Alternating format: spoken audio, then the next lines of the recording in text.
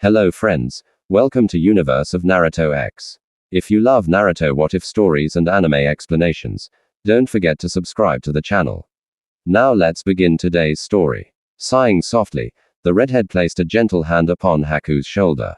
It will be okay, was all she said before she made to approach Naruto's body. However, a strange toxic red aura suddenly engulfed Naruto's form before shooting up and out of his body, taking the form of a fox's head for a moment. As it began to fade away, unable to maintain a solid form of any kind, its visage suddenly turned into that of an angry snarl before it held as it faded from history, not with a bang, but with a tormented cry of anguish. The beast, known simply as the Kalobi, would never be able to reform now without its other half, though the people on the bridge weren't privy to such information. What had led up to these events, you might ask? For that, we would need to rewind time a few days.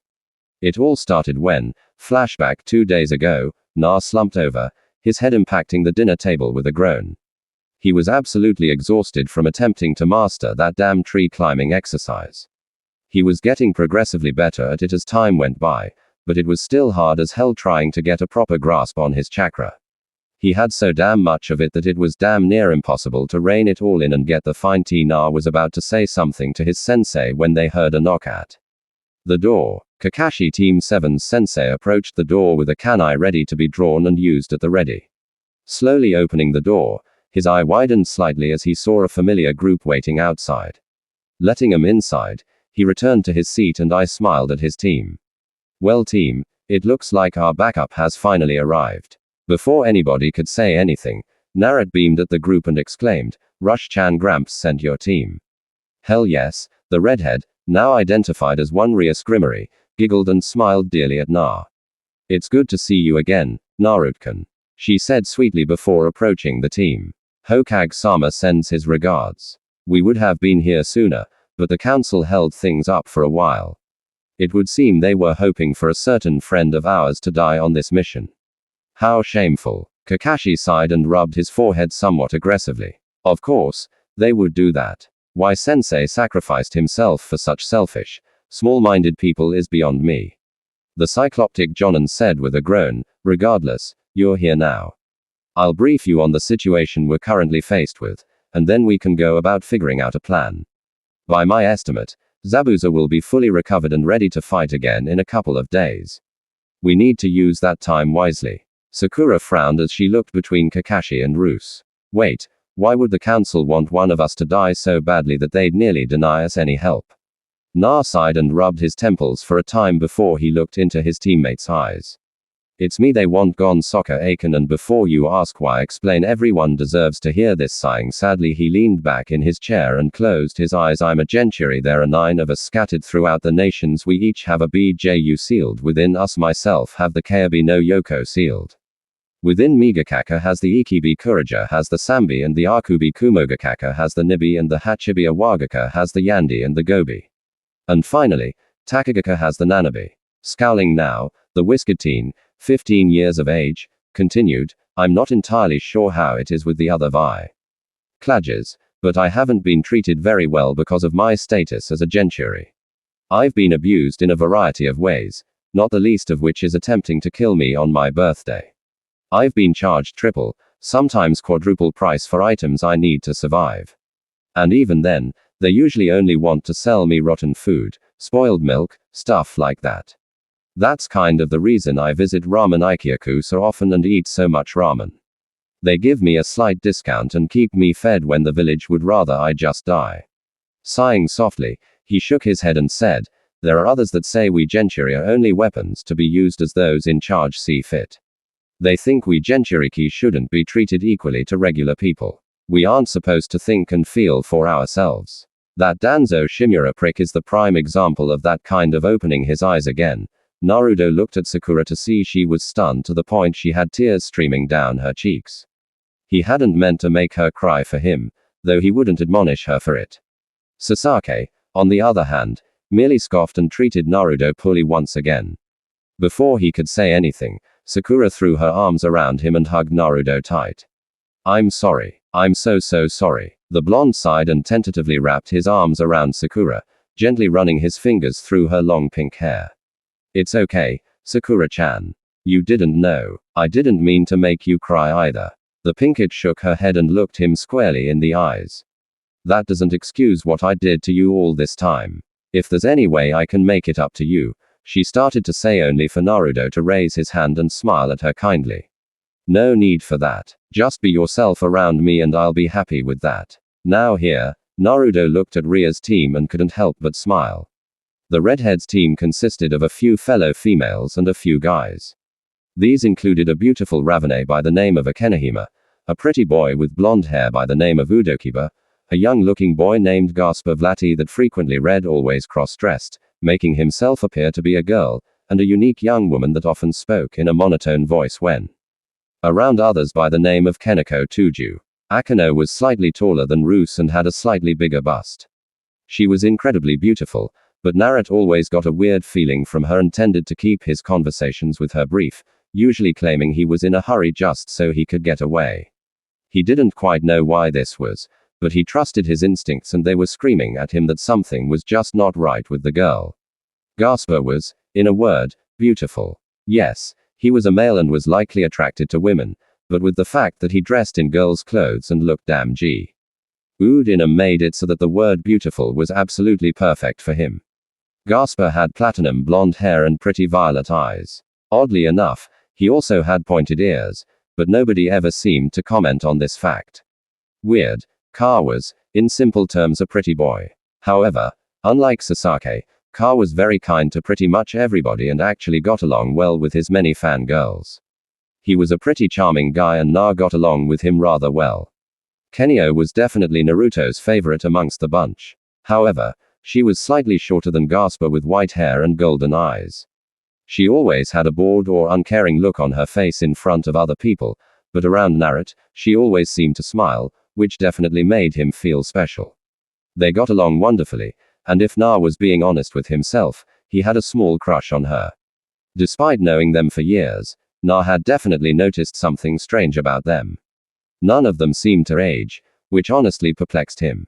However, he didn't really care about that and simply treated them with the same kindness he would expect in return.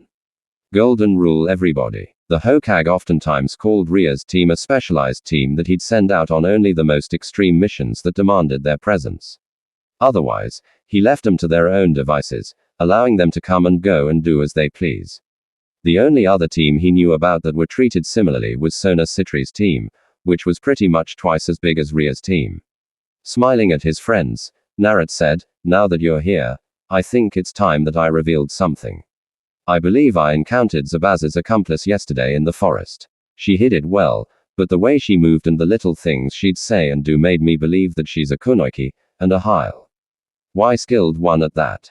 Before you guys say anything, she was actually pretty nice. We got along pretty well and talked for a while. I don't want to kill her if we can help it. She doesn't seem like a bad person." Sakura seemed to come to a realization at that point as she looked into his eyes and said, "That night you slept in the woods. You met her early the next morning, didn't you?" Na grinned and said, "Yep, I'd like to think we could be friends, but that might just be wishful thinking, I'm afraid." Sighing afterwards, he shook his head to rid it of the negative thoughts. Turning his gaze back on Rias and her group, he asked, "Sue, do you think you can come up with a plan of some kind with that marvelous brain of yours, Rias-chan?" Giggling again, the beautiful redhead took a seat beside Naruto and put her hand on his thigh, patting it gently. "Give me a little time and I think I can come up with a workable strategy, Naruto-kun." Kakashi gave her an eye smile and said, "I'm willing to listen to any suggestions you come up with. Ria Sanag-sama has placed his trust in you for a reason, and I've heard nothing but good things about you." Before anyone could say anything, Sasuke scoffed and rose from his chair, turning and walking towards the stairs. "They're only going to slow us down, Kakashi. Not sure why you even called for backup when I'm more than enough to deal with Zabuza and his weak accomplice. Too afraid to face her superiors in a fight, running away like she did." Naruto growled irritably and looked about ready to blow up at Sasaki, but a soft squeeze on his thigh got his attention. Looking into Ria's eyes, he saw her shake her head at him as if she were telling him to just let it go. So, with a reluctant nod, he kept his mouth shut and simply rested his arms on the table before laying his head down again. Day of the fight, Ria scowled as she watched Sasaki getting his kicked by the girl known as Haku. Completely disregarding the plan she had worked so hard on, he had challenged Haku to a fight and was now getting his handed to him on a shiny golden platter. Normally, one would say silver platter, but in this case, it would definitely have to be a golden one. His kicking was so bad. So, with a sigh, she simply motioned for Kakashi and Ka to fight Zabuza together. They shouldn't have any trouble dealing with the missing nin if they worked together. Originally, Rias had planned to challenge Haku with herself and Akeno while the remaining members of the T.M. took up positions around Zuna to keep him safe. She had also planned for Naruto to remain behind to protect the bridge builder's family as she just knew an attack was coming. Sadly, as with all good plans, things tend to go awry. After a while of watching Sasaki get his kicked, Naruto arrived at the bridge, shouting that he needed everyone to stop fighting so he could tell them something important. However, while Zabuza and his opponents paused, Haku was already in motion for the killing blow against one Sasaki Chiha. Now, normally, this beautiful young woman wouldn't dream of killing somebody. However, the things her opponent had said to her in his fit of rage changed things. Sasaki had insisted that she was just some weak, no good that spread her legs for Zabuza whenever he wanted to use her. How she was beneath him and should be begging him to bear his children rather than be Zabuza's kung bucket. As he said, it was just the mad ramblings of an angry child. But to Haku, it proved that Sasuke's existence was a blight upon the world that needed to be removed. So rather than use her usual sun, Haku began using Kana made of ice in her attacks, making things that much worse for Sasaki. Right when Haku went to make the killing blow on her opponent, something happened that would forever haunt her dreams. Sasaki smirked arrogantly and used the replacement technique to swap places with Naruto Uzumaki, allowing the blonde to take the killing blow for him. Good riddance, Dobi, he said with a heartless chuckle. Flashback end as Haku wept at what she had done. Rias glared towards Sasaki. You're lucky I don't kill you where you stand. Boy, what you've just done here is a crime, and if the council dares to protect you after what you've done here, then they'll have to answer to me. I won't hesitate to destroy them if you get away with what you've done. Sasaki chuckled darkly and said, you can't touch me. I'm the last loyal, and nobody would dare to go against me. That worthless village practically worships me. Hell, I'm willing to bet I'll be treated like a hero for killing the so-called demon. Maybe they'll even throw me a parade, he said, chuckling even more at the thought. Before Sasaki knew what was happening, he was struck down by a lightning bolt that came out of nowhere. Body convulsing, he struggled to look around for who hit him, only to feel somebody pressing the heel of their shoe into the back of his neck, pinning him down and making him WSE from the pain. Don't sound so full of yourself, Yukon. You've just killed someone the Hokage views as a grandson. How do you think he'll react when he hears about what you did? Unable to throw the off of him, Sasaki snarled for a brief moment before he began to chuckle again. That old fool can't touch me and he knows it. The councils will always keep me safe from any harm. Akeno released her hold on Sasaki before she knelt down and whispered in his ear. They're not here to protect you now. I think I'm going to have some fun with you, she said before gripping Sasaki by his hair tightly and dragging him away. It was time to teach this little punk some humility. Once he was gone, Rias let out a sigh and knelt next to Naruto, gently combing her fingers through his spiky blonde hair. Oh, sweetheart, I had hoped this day would never come. Damn that coward, she said with a scowl on her face. After a while, she sighed before taking a deep breath and letting it out slowly. I just hope you can forgive me for what I'm about to do. Summoning a small box into her hand, Rias opened it to reveal a set of crimson chess pieces. She had a glowing rook, a knight, and 8 pawns. The other pieces seemed to be missing. Looking at her pieces, Rias decided to try her rook, a mutated piece, though that would be explained later.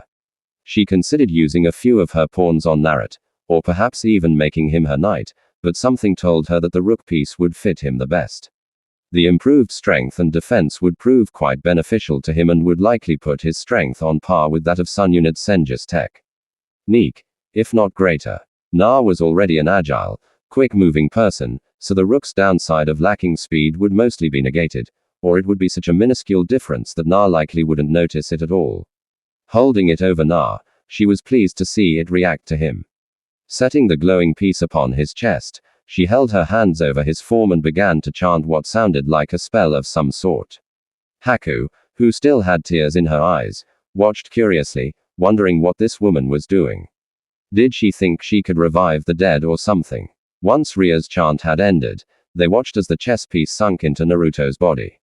Then it was as if Naruto's body sent a pulse of power or magic, in this case out across the battlefield and beyond, surging throughout the elemental nations as a whole. Afterwards, Naruto's body began to glow a brilliant reddish orange before it ceased mere moments later. Then, as if by some miracle, Haku watched with glee as Naruto took in a sharp intake of breath before his eyes shot wide open. However, his eyes were unfocused and he appeared to be hyperventilating.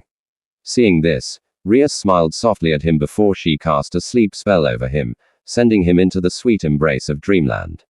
Looking over at Kenyo, Ria smiled kindly at her and said, "Take Naruto-kun back to Zuna-san's house. Do what you need to heal his wounds and keep him company. I figured you'd like to be the one he sees first when he wakes up." When Ru simply smirked at her, Kenyo blushed fiercely and sighed irritably. "Bakaria-sama," she muttered under her breath before she went and collected Naruto. Bidding everyone a good day, she began to carry Naruto back to Zuna's house where he'd be safe and could recover in peace. It was at this point that Haku realized something, completely ignoring the fact that Naruto had literally just been revived in front of her. "Wait, Naruto-kun said he needed to tell us something. Do you think something has happened?" The redhead sighed and pointed towards the far end of the bridge.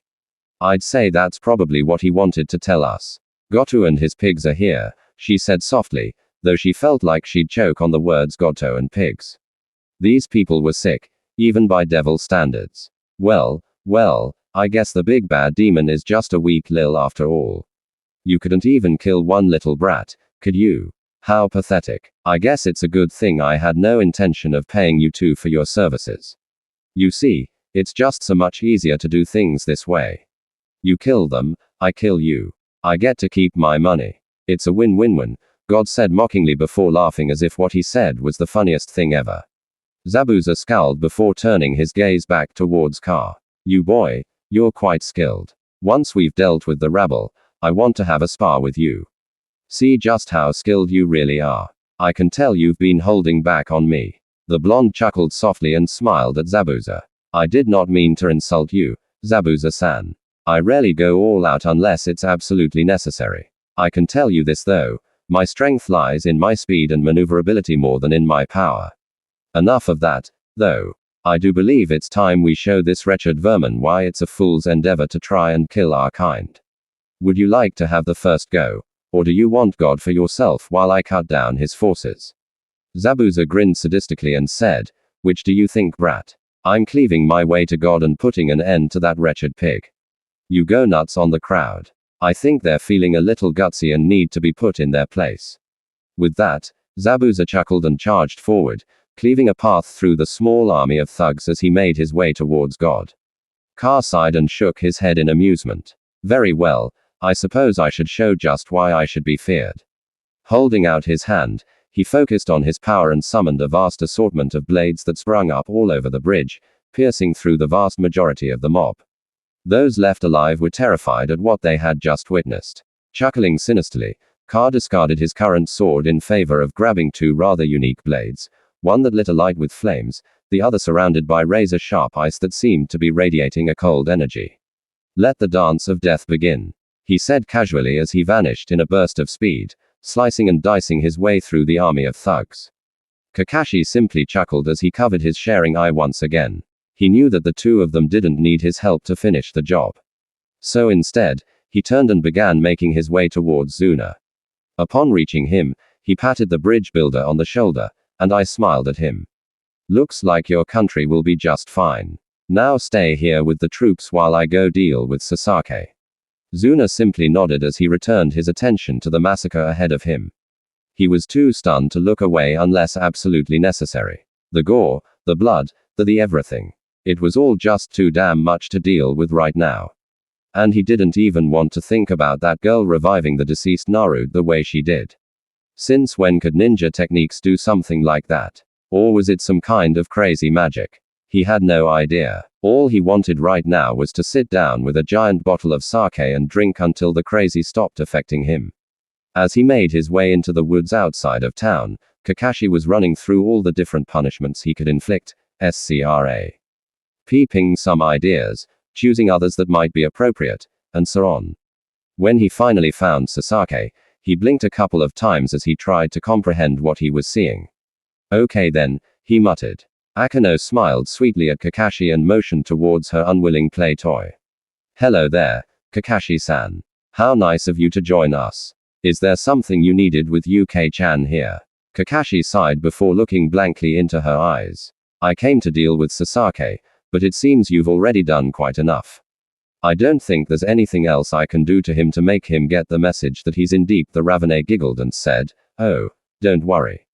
He's not completely broken yet.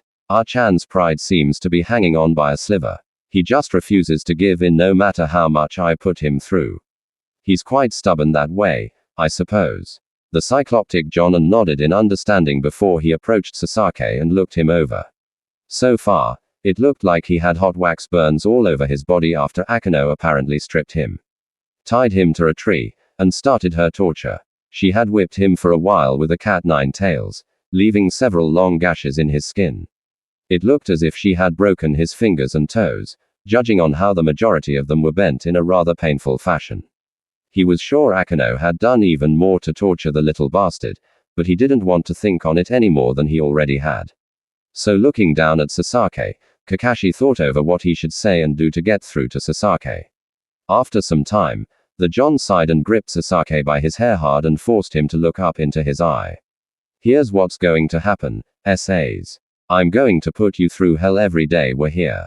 All day long, every day, you won't get any breaks. You won't get to complain. You're going to be begging me for death after just a few hours of this on the very first day. You may think you'll be getting stronger, but with all you'll be doing, you're only going to burn yourself out and physically harm your own body. It won't be training. It'll be pure torture. If you collapse or complain, my good friend here will shock you until you get off here and get back to work. The only breaks you'll get are to eat and drink. You don't get to sleep. You don't get to relax. You don't get to enjoy a little fun in the sun. No, Sasaki. You're going to suffer. If you're lucky, you'll die. If you're unlucky, you'll get to return to Konoha with us and face the Hoage's judgment. Maybe if you're really lucky, the councils will say you're worthless. But understand this, once you're participating in the Chunin exams, you're going to die. I fully expect you to die for what you've done, and I'm personally looking forward to seeing who kills you. After all, you killed your teammate. I think it's only fair that it be declared that it's open season on your should you somehow survive the Chunin exams. I promise you will find another way for you to suffer and die.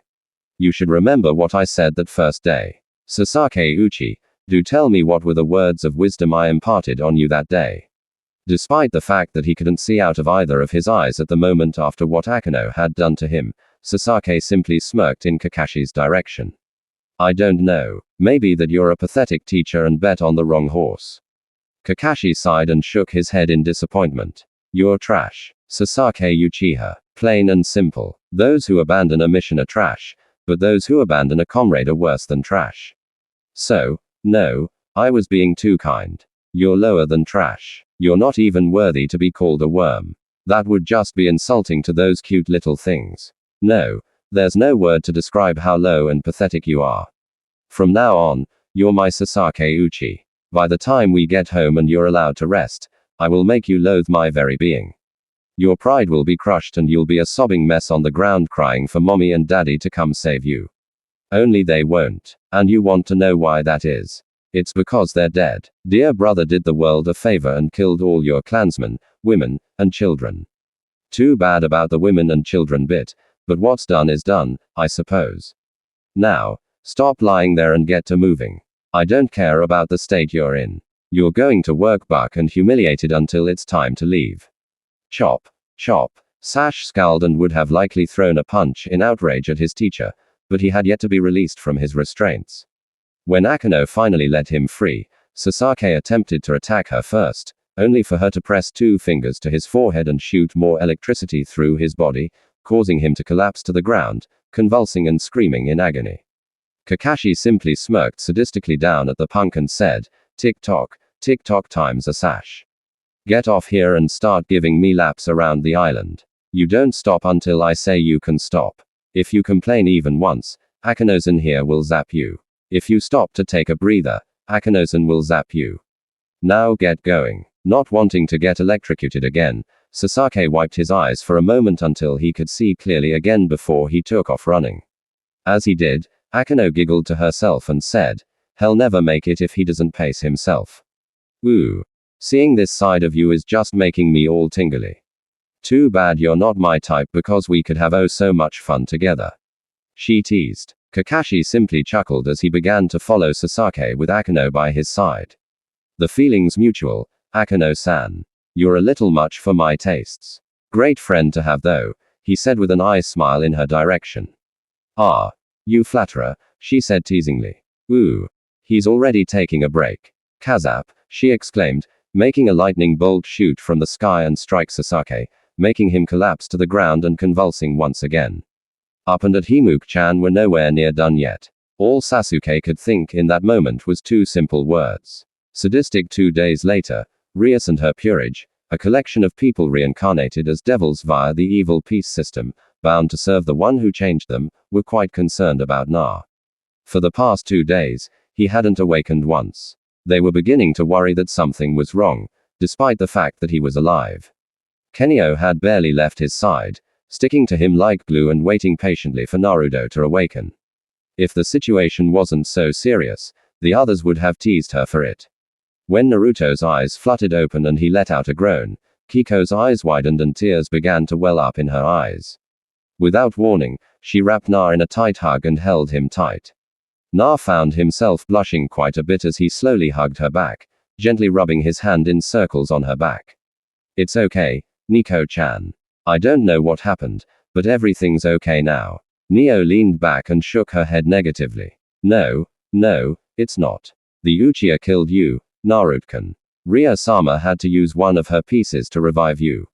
You're like us now. Naruto blinking a couple of times in shock, Na opened his mouth to say something, only to close it before he could. This repeated a couple of times before he finally asked, what? The white-haired girl sighed and revealed the features she hid from everyone. Her cat ears, 2 tails, and her bat-like wings. Ria-sama will explain. I'm sorry. Naruto frowned for a moment before he pulled Kaneko into another hug and reached up, gently petting her ears, much to her embarrassment. However, at his gentle ministrations, she couldn't help it as she began to purr intently, causing him to grin. Don't apologize, Nikochan. I'm sure that no matter what has happened to me, it won't change how I feel about all of you. You're my dearest friends, and I'd still do absolutely anything to keep you all safe and happy. The now revealed Nekosho simply closed her eyes and smiled happily as she hugged Naruto tight, refusing to let him go. She didn't even budge when the door opened and the rest of the Purage entered the room. Upon seeing Na awake and holding Kenyo, Ria's eyes widened and she could feel tears welling up in her eyes. You're awake. Thank goodness. How do you feel, Naruto-kun? Different, I guess. I feel like something really big has changed, but I can't put my finger on what that could be. What exactly happened to me anyways? Last I remember, I hurried to the bridge to tell everyone that God was planning to betray Zabuza and Hiku-chan, and then it's all a big blank after that. I felt so cold, Naruto said, sounding a bit unsure. Ka took this moment to step up to Naruto and placed a gentle hand upon his shoulder. You died, Naruto-kun. Sasaki Uchiha used you to take his place when Haku-san moved in for the kill. And when you died, the Kyuubi died with you. In a sense, you're free of your burden. But you've only exchanged one stigma for another. You see, you've become like us, a devil. And Rias took this moment to step up to Naruto and placed a gentle hand upon his whiskered cheek. Running her thumb lightly over his whisker marks, she smiled sadly at him. You've become bound to me, Naruto-kun. When I revived you as my rook, I became your master. However, before you get upset, Na held up a hand, interrupting her before she could say any more. I'm not upset, Rias-chan. As far as I'm concerned, you saved my life and have given me the chance to become something truly great. I know you well enough by now to know that you'd never mistreat me or abuse your authority over those bound to you in any way. I'd rather direct my anger towards somebody more deserving of it, such as Sasaki trademark. What he did cannot be forgiven, and I personally hope Gramps deals with him appropriately before the councils get involved. They sooner kiss the temps than punish him for murdering me. Akeno giggled and said, I wouldn't worry about UK-chan. Kakashi-san has been punishing him most severely. Speaking of which, I'm afraid I can't stay for long. I have to make sure UK-chan stays properly. Motivated, she said, giggled sadistically for a time. When she calmed down, she walked up to Naruto and placed a light kiss upon his cheek. I'm glad you're okay now, my little Narukoi, she said before she turned and sashayed out of the room, smirking herself as she realized Naruto's eyes were drawn to her shapely posterior. Na yelped when he felt a sharp pinch in his side. Looking down, he saw Kenyo pouting cutely at him. Giggling nervously, he said, sorry, Nikichan. What exactly are you, by the way? It's obvious you're a devil, too, but you've got these really pretty cat ears and even a couple of cool tails. Roos smiled as she leaned in and placed a tender kiss upon his forehead. Kenyo-chan is a rare breed of Nekuma, known as a Neko. Akeno is half devil, half fallen angel, and Gasper is what is known as a damper, a vampire that can walk in the daylight without a worry. Sure, he tends to sunburn easily because of his pale complexion, but otherwise there's no issue. And I promise I'll explain everything soon. I'd much rather explain everything in detail once we're safely back in Konoha. My home is a far safer place to talk about our many secrets.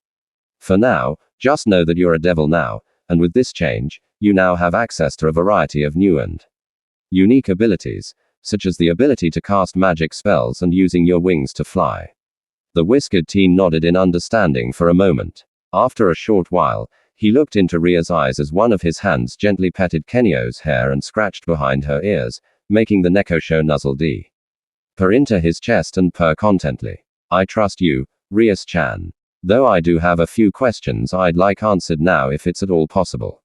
If I can answer them now, I promise that I will. So ask away Narokan, the beautiful redhead said. Na simply smiled as he continued his gentle ministrations on Kenyo. She was truly dear to him and he wanted her to be happy. With a soft sigh, he looked into Ria's eyes and asked, does Gramps know what you are? And does Sona-chan like you as well? Rias grinned slightly and said, excellent deductions, Narutkan. Yes, Hokage-sama is aware of what we are. He allows us to build our homes in his village and recruit whomever we desire into our ranks, and we act to protect his village and those he holds dear.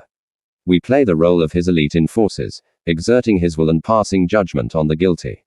As for Sona, yes, she is a devil just like we are. While she is the Aries of the Seatree family, I am the Aries of the Grimmery family. However, you should know that not all devils are as kind as we are. A lot of them can be cruel and downright manipulative to get what they want. Such as, no, never mind. When Ria's eyes seemed to dim somewhat, Naruto was tempted to ask what was wrong. However, he realized that if Roos wanted him to know whatever was bothering her, she'd tell him when she was ready to. So, without a word, he used his free hand to grab hers and squeezed it gently to show his support. I don't know what's troubling you, Rias-chan. But whatever it is, I'll help you to the best of my ability. I promise. The blue-eyed beauty simply smiled gratefully at him as she squeezed back. Thank you, Narutkan. I had hoped never to have to draw you into my problems, but I'm afraid they're about to become yours now, too. I just hope you can forgive me for. Na sighed and reached up to flick Rias in the nose, causing her to let out a little. Ouch. I already told you, there's nothing to forgive. I care about you, Rias-chan. All of you, you're all precious to me, and I'll do whatever I can to aid you with your problems, whatever they may be. It's as Haku-chan said to me before, when you have someone or something precious to you that you want to protect, that's when you become truly strong. So, no matter what's bothering you, I will fight to protect you and your smile, and I'll win no matter the odds. Roos giggled and kissed him on the forehead again. You're sweet, but you'll need a lot more than sheer bravado to help me with my problems, Narutkan. Which is why, starting today, we'll be training you in your new powers. From now on, You'll divide your time between training with Kakashi-san in the ways of the shinobi and training with us in the ways of magic and what it means to be a devil. As I said, we'll explain more later, but for now, you need to understand that you are special, Naruto-kun. You have the potential to become truly great. And in case it hasn't been said before, I believe in you, Naruto-kun. Naruto found himself blushing as he looked away, his hands still idly petting Kenyo throughout this whole exchange. Thank you, Rias-chan. It was at this moment that Haku and Zabuza entered the room, both of them pleasantly surprised to see Naruto was now awake. Before anyone could say anything to the two of them, Haku rushed forward and threw her arms around both Naruto and Kenyo in her attempt to glomp onto the blonde shinobi turned devil. You're awake. Thank God. When Haku said that word, Naruto felt a sharp pain in his head and gripped it in agony for a moment. It passed just as quickly as it came, but it still shocked him. Looking from Haku to Rias, she mouthed that she'd explain later. Nodding in understanding, he looked back at Haku and said, I'm glad you're okay, Haku-chan. I'm sorry for worrying you. The beautiful Ravane lightly whacked him atop the head before saying, You're glad I'm okay. Naruto-kun, you died. If it wasn't for Ria-san, you'd still be dead. I don't know what she did, but whatever it is, I'm grateful to her for saving your life. But we saw something come from you when you died. Na sighed and looked away. Was the Genturi of the Keiabi no Yoko. What you saw was likely the Boo passing away. Zabuza grunted and said, figured as much. That was some pretty potent chakra. Let me guess. You've had it rough, haven't you, kid?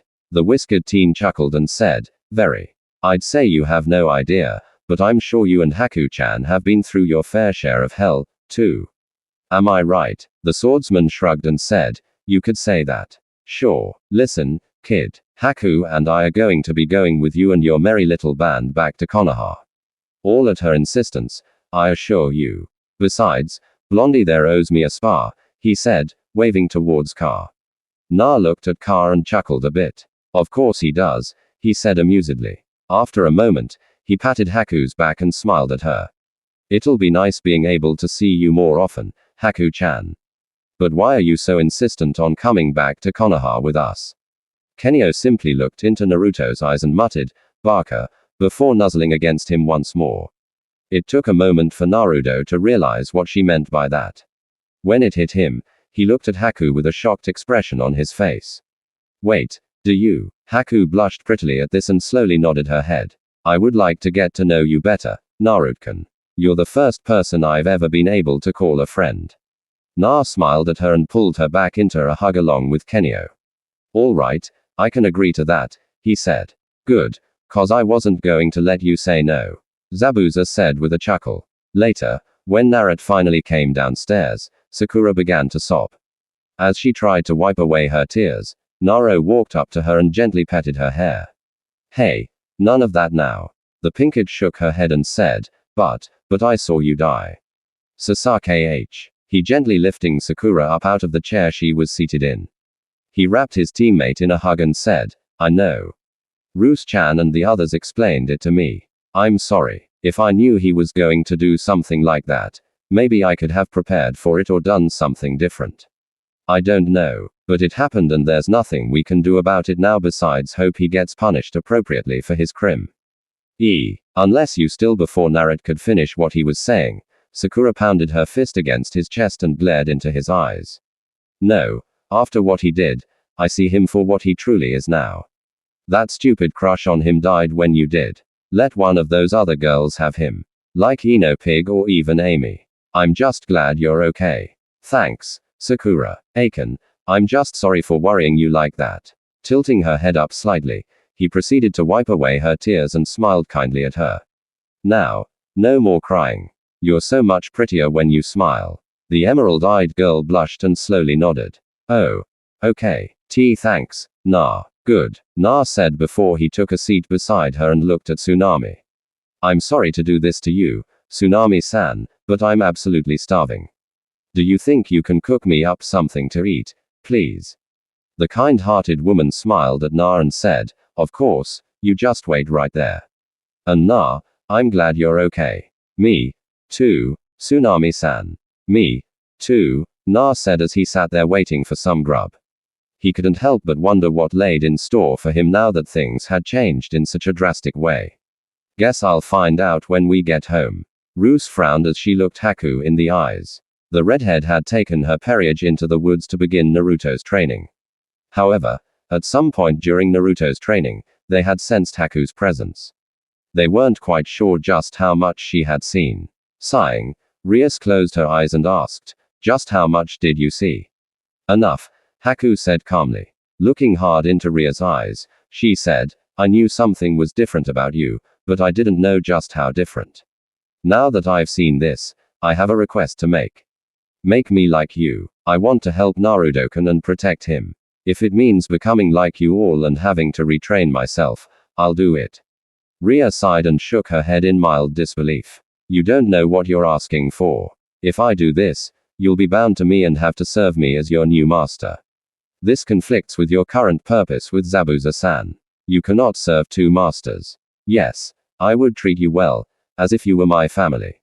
But you've sworn to be Zabuza-san's partner." Frowning slightly, Haku took some time to think it over. After some time, she looked at Naruto, seeing his eyes were on her, nodding her head once she came to a decision. She looked into Ria's eyes once more. "Then I'll swear my loyalty to you if it means I can be of use to Naruto-kun. But I have a question before we commence with that ritual to change me." The redhead frowned for a moment before asking, "What's the question?" "I'll warn you now. I can't answer too many questions here. It's too open, and anyone could stumble upon us at any moment, just like you did." Haku took a breath before asking, "Will I be able to join Naruto-kun as one of his pieces later on? I don't mind serving you for a time, but my true loyalty will be to Naruto-kun. Is that acceptable?" The blue-eyed beauty offered Haku a small smile and said, "Yes, that is certainly possible. Naruto-kun will have to advance in rank until he reaches the status of high-class devil before he can obtain his evil piece set. Once he does, I'll trade you to him in exchange for one of his pieces. And I can understand your desire to be with him. So I won't try to cross any kind of boundaries that would test your loyalty between Naruto-kun and myself. So yes, I accept your terms. Now lie down and I'll perform the ritual to revive you as one of my pieces. The question now is, which piece do I use for you?" As Ruse hummed in thought and summoned her evil piece set into her hand, Haku laid down on the grass and closed her eyes, waiting for Rias to come. Ends with the ritual. For a while, she laid there confused as she didn't hear or feel anything. Opening her eyes, she looked at the redhead who appeared to be lost in thought. Deciding to give her the time to make her decision, Haku closed her eyes again and simply waited patiently. Night would be an obvious choice considering Haku's speed is already incredible. With the night piece, she could become so fast that nobody would be able to see her before it was too late. But sighing, Rias rubbed one of her temples and continued to think. If I make her my first pawn, she could use the power of promotion when available to gain the strengths of any other piece, which would give her more versatility in combat. Why is this so damn hard? Fine, she's fast enough as it is. So upon it is taking out a single pawn piece, she placed it on Haku's chest and smiled when it seemed that a single piece would do the trick. So giving the command, Ruse revived Haku as her first pawn. When it was over, Haku opened her eyes and frowned in thought. I don't feel all that different. A little more powerful, I guess, but I can't really notice much of a difference. Helping Haku to her feet, Rias looked her in the eyes and shook her head. I'll explain it all later once we're back in Konoha. Like I said before, it's just not safe to discuss it all here. For now, let's get you two started on your training. First, I sense the presence of a sacred gear within you both. I want to see if we can bring them out so you can train in their usage. Naruto-kun, let's start with you. Now that the Kyuubi is gone and can't interfere in any way, you should be able to feel for and bring your sacred gear out. Close your eyes and focus on within. You should be able to feel not just your chakra, but your mana as well. I want you to push past both of those and search even deeper until you come across a power you're unfamiliar with. Grasp onto it and bring it to the forefront of your mind. Manifest it and call out its name. Na nodded and sat down to begin meditating. He had taken up the practice years ago at the insistence of the Hokage and Sona. They had recommended it to him because he had so much energy that he could barely sit still and focus. They likened it to those with ADHD or attention deficit hyperactivity disorder. Though they couldn't exactly diagnose him without the aid of someone like Enonoi Yamanaka. Meditation would help him calm down and focus easier. Taking a deep breath, he closed his eyes and began to search within himself for this sacred gear thing Rias mentioned. At first, he came across the feel of his chakra, and a little further in, he found a vast pool of what he could only assume to be mana. It seemed he had just as much mana as he did chakra, which was going to be insane to try and get control of. Shaking those thoughts off, he probed deeper and deeper until finally he found something glowing a golden color. As he neared it, the colors began to change and warp until finally he reached it and grasped hold of whatever this thing was. Opening his eyes, he brought the strange substance forth and called out, "Boosted gear." Rias' eyes widened in shock, as did everyone else's in the clearing. Haku wasn't quite sure what was so special about this sacred gear, but at the same time, she could just feel the power emanating from it. Roos, on the other hand, could feel tears welling up in her eyes. Narokan, this is wonderful. It's perfect even. Na breathed heavily for a time before he looked down at his right hand, seeing the strange gauntlet attached to his arm. I can feel how powerful this thing is. Just what is it exactly? The redhead smiled as she walked up to Narut and hugged him tightly, pressing his head into her bosom. Naturally, this caused the blonde to blush fiercely, but he ignored that in favor of listening to Rias. Explanation. The boosted gear is one of the 13 Innis gears. They have the power to slay even gods. Every 10 seconds, the boosted gear doubles your power, speed, and magical ability. However, the more it boosts, the more of a toll it takes on your body. So, you need to be careful not to overdo it and use your burst ability to unleash your stored power in one massive attack. But with you and your massive stamina and how physically fit you are, you should be able to store up more power than most people would. This is perfect. Na frowned at her excitement. Something was off about it, but he wasn't sure what it could be, deciding he would press her for answers once they were alone. He turned to face Haku and said, "Haku-chan has a sacred gear as well, right? Shouldn't we see what hers is like?" Roos nodded and released Narut before she turned to face Haku. "Haku, do as I instructed and try to pull forth your sacred gear. I assure you that it will be useful for you in the long run." The raven nodded once before she closed her eyes and began to focus. After some time, shorter than it took for Narut to summon his, Haku opened her eyes and exclaimed, "Twilight healing." Looking down at her hands, she saw 2 beautiful rings on either hand. Blinking a couple of times, she looked at Rias and asked, "What are these used for exactly?" Once more, the entire Pyra's eyes widened, with the exception of Na, who knew nothing about her sacred gear. "Haku, your sacred gear can heal any injury, no matter how fatal it may be. It does have certain limitations, however, such as being unable to restore lost limbs or reviving someone that's already dead. It's a rare sacred gear, and few have mastered it. However, I'm 100% positive that you can master it to its fullest potential. It's the perfect sacred gear for someone as pure-hearted as yourself." Haku found herself smiling at the possibilities of this sacred gear.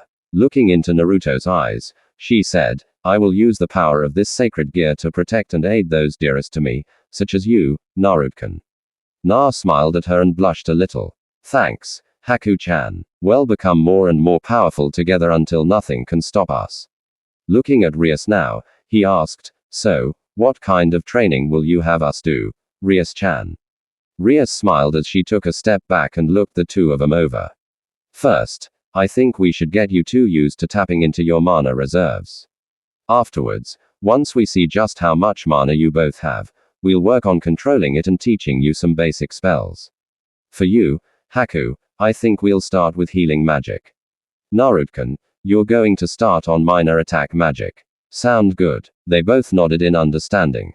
"Of course, Rias-chan, sounds great to me." Na exclaimed excitedly. The beautiful Aries giggled a bit and said, "Okay, now I want you both to focus on your mana. Try to bring it forth and let it explode. I want to see just how much mana you two have. It will be hard at first because you'll instinctively draw on your chakra at first. It will take a few tries to get the hang of using your mana, but once you get used to it, it should become second nature to you. Both the blonde and his friend nodded in understanding before they began their attempts at grasping hold of their mana. For Naruto, it was as difficult as Rias had made it sound. Haku, on the other hand, managed to get it on her first try. As her mana enveloped her and exploded outwards in a powerful aura of sorts, Rias smiled at her and said, "Well, you've got a large pool of mana to pull on, just as I expected of you. Very good. I'm actually pretty impressed you managed to do it on your first try." Haku blushed a bit and said, "I'm used to control exercises from training to use my chakra, and the concept was pretty similar. It wasn't that hard to do." Naruto, though, she looked at Naruto and frowned sadly. With his vast reserves, it was going to be naturally harder for him to take hold of his mana and use it properly. It took about half an hour before Naruto was finally able to grasp hold of his mana and bring it forth. When it enveloped him in a type of aura. A short while later, the others were forced to shield their eyes. The sheer density of his mana was blinding, and it spread throughout the land of waves, catching everyone's attention at the sheer power they were feeling. Roos shouted out, "Naruto, you have to rein it in. You're unleashing too much power at once. You'll only wear yourself out and draw unwanted attention. Try to control it." Na nodded and did as she said, trying to exert his will over his mana and draw it in again. When he finally had it under control, everyone, even Na himself, breathed a sigh of relief. Afterwards, Rias smiled at him and said, "That's amazing, Naruto. I didn't expect you to have such vast magical reserves. Unfortunately, this means you'll have a harder time controlling it as compared to Haku." The blonde sighed initial for a moment before he looked up with a look of determination on his face. "It doesn't matter. I'll train and train until I've got a handle on both my chakra and my mana. I'll become so powerful that nobody will ever hurt my precious people. I'll protect all of you. I swear it." Everyone smiled at him, but after a moment, Ria sighed and said, "Unfortunately, I don't think we'll get to train today. We have company closing in on our location. The unwelcome kind too, I'm afraid." Naruto grumbled and looked over as Sasaki entered the clearing with a sneer on his face. "What was that power I sensed just now?" Akano simply smiled sweetly at him and said, "Okay-chan, who said you could slack off? Do you need Akanos-sama to punish you again?" Sasaki growled at her and exclaimed, "I'm tired of you, you rotten psycho. I'm done with this ridiculous punishment you and that airhead of a sensei forced upon me. From now on, you bend to my will. Why don't you get on your knees and beg me to forgive you?" Before anyone could do or say anything in response, Naruto acted on instinct and pointed his finger at him, firing a concentrated burst of mana that struck Sasaki in the sea. Hest, sending him flying backwards and into a tree, causing it to snap and fall over as he slumped to the ground unconscious. "Bastard." Everyone blinked a couple of times before turning to face Na. Naruto, how did you do that? You just fired a compressed ball of mana at him without any sort of incantation or spell circle." Na blinked in confusion as he looked at his hands. "Honestly, I have no idea. I was just so angry that I kind of just did what came naturally to me. Besides, you have to admit he deserved it." "True, but what you did is highly unusual. It's almost unheard of actually. If you can master that particular ability, you can become quite the force to be reckoned with. You could easily catch most opponents' OFFG guard with such a technique," Rias explained. "I see. Sounds interesting," Na said before he began to chuckle. "This is going to be awesome. I can't wait to see what all I can do with this mana stuff." Haku giggled a bit and nodded in agreement. "I'm looking forward to it as well, Naruto. Unfortunately, we can't exactly train in the ways of magic right now." Na sighed and said, "Yeah, sorry about that." Roos simply smiled at him and said, "No need to apologize, Naruto. You did nothing wrong. You simply have far more magic than I had anticipated. I'm actually quite proud of you, Naruto." The whiskered teen blushed a bit and looked away. Thanks, Rias-chan." "You're welcome," she said kindly. "Now, we should probably wake him up. One of the rules of this punishment was that he couldn't sleep at all." "No, if you would." The sadist giggled and raised her finger into the air. "Kazap," she exclaimed, watching giddily as another lightning bolt struck the sleeping Avenger. When he shot up, screaming a moment later, Akano wiggled her finger and said, "I suggest you get back to your training, little UK-chan.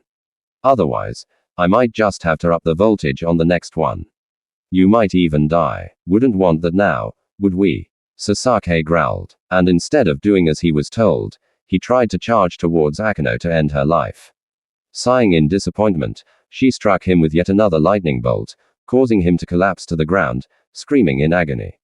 When it was finally over, Akeno walked up to Sasaki, grabbed him by the hair, and flung him into another tree.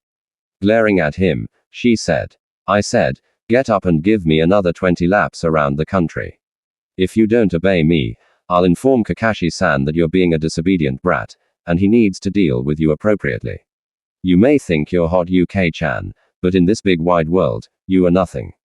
Now get moving. In truth, Akeno was feeling quite angry with him. He had killed someone very dear to her when he took Naruto's life. And she was never going to forgive him for that. And now here he was throwing a damn temper tantrum and attempting to kill her simply for punishing him as he deserved. Well, she wasn't having any of it. No more, miss. Groaning in pain, Sasaki slowly stood up again, wincing as he did.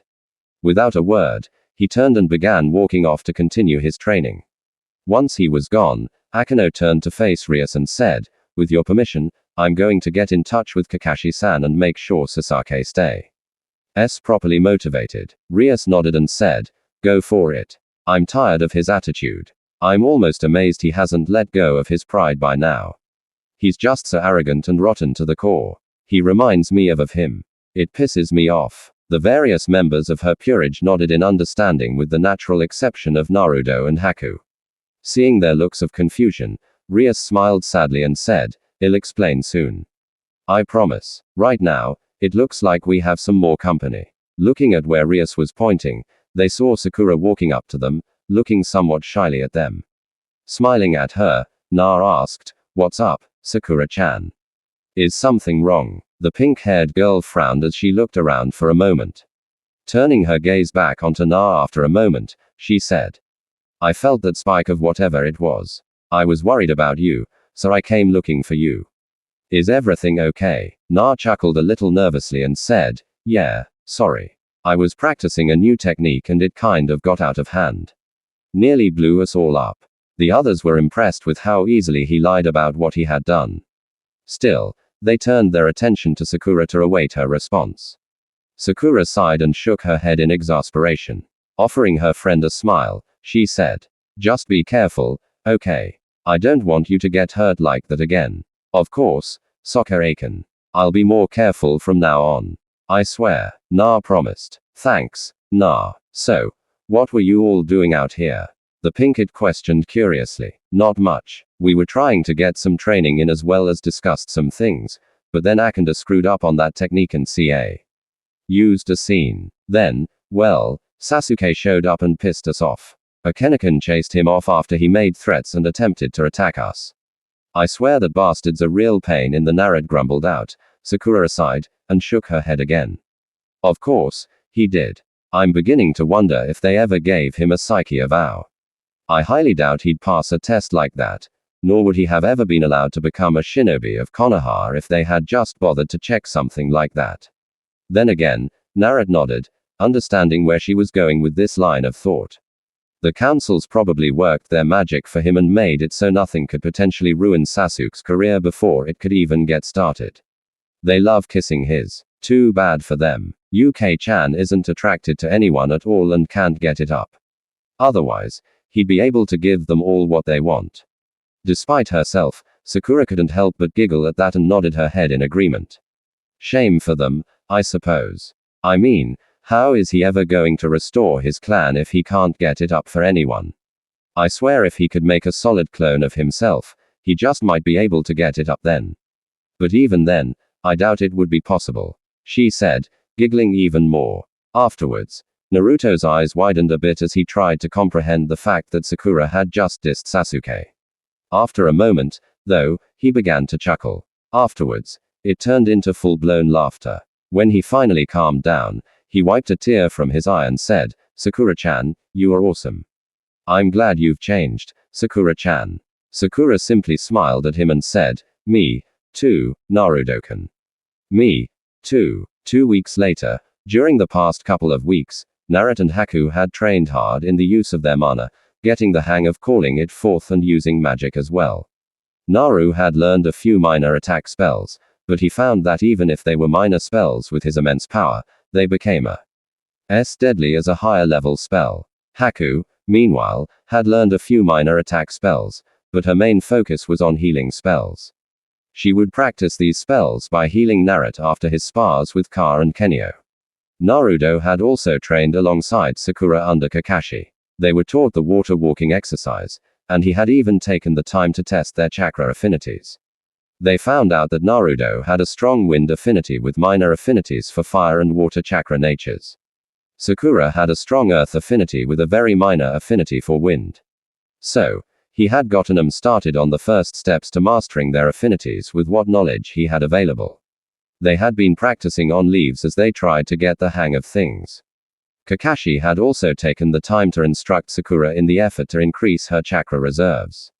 He had her exhaust herself by sparring on the water. This forced her to learn how to walk on water instinctively, and the more she sparred, and the more she exhausted herself, the more her chakra reserve would increase. The silver-haired Jonin had even given them a couple of jutsu to practice for the various elements. He wanted to make up for lost time, considering he had been giving Sasuke private lessons before everything turned bad. Other than that, Naruto had spent time with Sakura and Haku, getting to know the both of them better and building a friendship with the both of them. At one point during the past few weeks, Haku had built up the nerve to kiss him, much to Naruto's shock. However, he didn't dislike it and actually kissed her back. The two of them were excited at the prospect of being in a relationship with one another, but something told them that Na was going to end up with a harem, whether he liked it or not. Na and Sakura, on the other hand, had joked and laughed with one another and had generally just enjoyed spending time together. Whether Na realized it or not, Sakura had slowly begun to fall for the blonde ninja, but she wouldn't admit it to either herself or Na. Her inner self, on the other hand, was constantly teasing her and trying to plant suggestions in her head to make her plant a kiss on Naruto's cheek at the very least. However, Sakura held strong and chose to simply enjoy her time with Na. Na had also spent some quality time with the various members of Ria Spirage. With Ka, he found a sort of brother figure. They got along really well, and after learning a bit about his friend's past, Naruto vowed to help him in his quest to destroy the holy swords known as Excalibur, if only to help Yuri the past and be done with it all. Besides, Na could see the anger buried deep inside of Ka, just waiting to explode. If he could do something to help his friend, he'd do it. Whenever Akano wasn't busy torturing Sasaki, Naruto would spend time with her and tease her a bit about her sadistic ways. He even offered some suggestions on various ways she could torture Sasaki that didn't involve lightning or whips. She found herself giggling quite a bit at some of his suggestions. Aside from that, Naruto and Ano had grown close enough that Akano had entered the shower behind him one day and pressed herself against his back, earning a full-body blush that resulted in Naruto fainting from the shock. When asked why she did such a thing, Akano simply tapped a finger against her chin and claimed it was just to tease him a bit, but he felt there was a bit more to it than that. Still, he didn't press her on it and simply let himself fall into a comfortable exchange with her.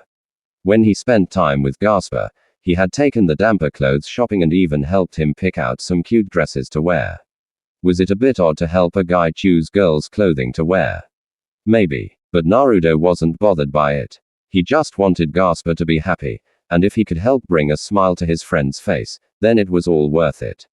With Rias, Naruto had asked her what kinds of books she enjoyed reading, as he had often seen her reading a variety of books back in Konoha and even during dinner time in Zuna's home. When she told him which books she was currently reading and the basic genres that she enjoyed, Naruto thanked her and vowed that he'd look into giving those books a read.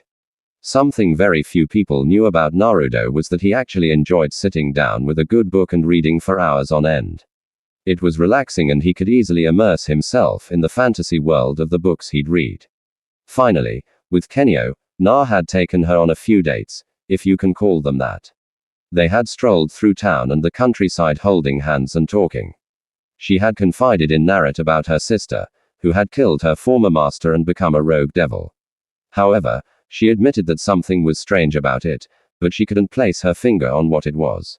She didn't hate her sister, but she also found that she couldn't quite forgive Karoka for leaving her behind the way she did. Still, she hoped that she could one day be reunited with her sister and learn the truth behind why she did what she did. And Kenyo had even informed Naruto of her real name, Chiron. When asked why she was telling him all of this, Kenyo simply smiled and pulled him into a loving kiss. When they parted, she simply smirked at him before walking ahead of him with a nice sway to her hips, knowing that she had caught his eye. Now here they were, the entire team standing on the bridge in front of Zuna and the many citizens of Wave. Saying their farewells, Team 7 plus Roos and her peerage turned and began to make their way towards home. Sasaki was barely able to stand, much less walk on his own. After all the torture he had been put through, he looked incredibly sleep-deprived, angry, and miserable. As soon as we're back in Konoha, I'm going straight to the councils and getting them to deal with these properly. As they hurried along their way, Naruto hung back with Rias and decided to voice a question that had been bugging him for a while.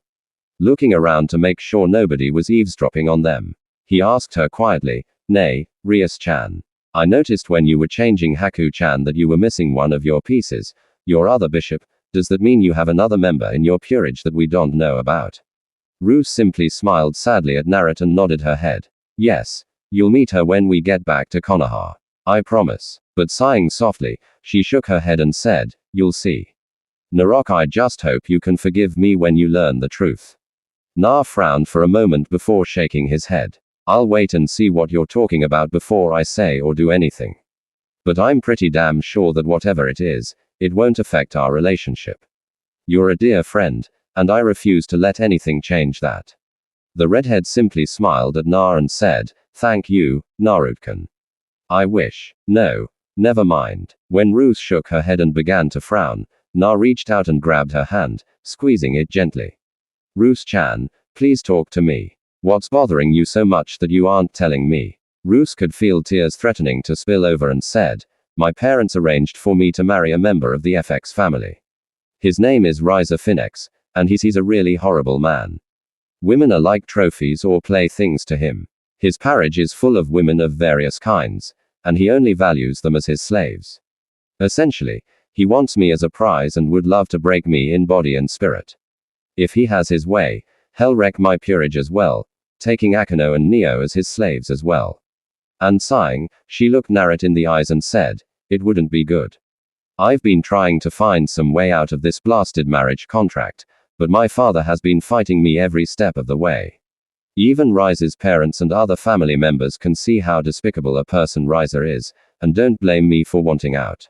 But my father is so insistent on it." Na scowled and said, "If Riza so much as tries to lay a finger on any of you, he's a dead man. I don't care if I get in trouble for it. I refuse to let him touch any of you, and I refuse to let an arrogant like that get away with upsetting you like this." In a way, he sounds similar to Ka, only worse. Despite herself, the redhead couldn't help but giggle a bit. "Thank you, Naruto-kun. You're sweet. Hey, got to try and make you smile somehow," he said with a grin. "I promise to get strong enough that you won't even need to worry if it comes down to a fight with that guy to get you out of this Maria. GE business. I believe in you, Naruto-kun. When you say something like that, I can't help but believe you. I'm looking forward to seeing Riza get what's coming to him. But try not to hurt Riza's peerage too badly. Most of them are decent people that ended up in the wrong peerage. They trusted the wrong man." "Okay," Roos said, a small smile on her face. "I can't make any promises. If they try to defend that monster, I'll have no choice but to knock 'em out or something so I can get at that Lyris pig. I'll try to take it easy on 'em, but I make no guarantees," Naruto said, looking into her eyes with a determined look on his face. "For now, let's focus on getting back to Konoha. I'd like to see some of my friends again, like Anko-chan, for instance." Roos simply giggled as she continued to move alongside her new peerage member. She rather enjoyed his company. However, she couldn't help but notice the nasty looks Sasuke was giving everyone as he struggled along. If it wasn't for him, they'd be able to move faster. However, Sasaki had brought this punishment on himself with his actions. So, they'd slow themselves down so little UK-chan could keep up. Na frowned as he looked at what his friend King was looking at. Shaking his head at the glare Sasuke was sending his way, Na simply flipped him the bird and continued walking. Sasaki wanted to kill him again, but he knew he wouldn't be able to get away with it twice. Nighttime. After setting up camp for the night, the group had set up shifts for night watch duty while the others would get some much-needed rest. While the majority of the party slept, Sasaki made sure to stay awake. If he was going to have his revenge, this would be the perfect time.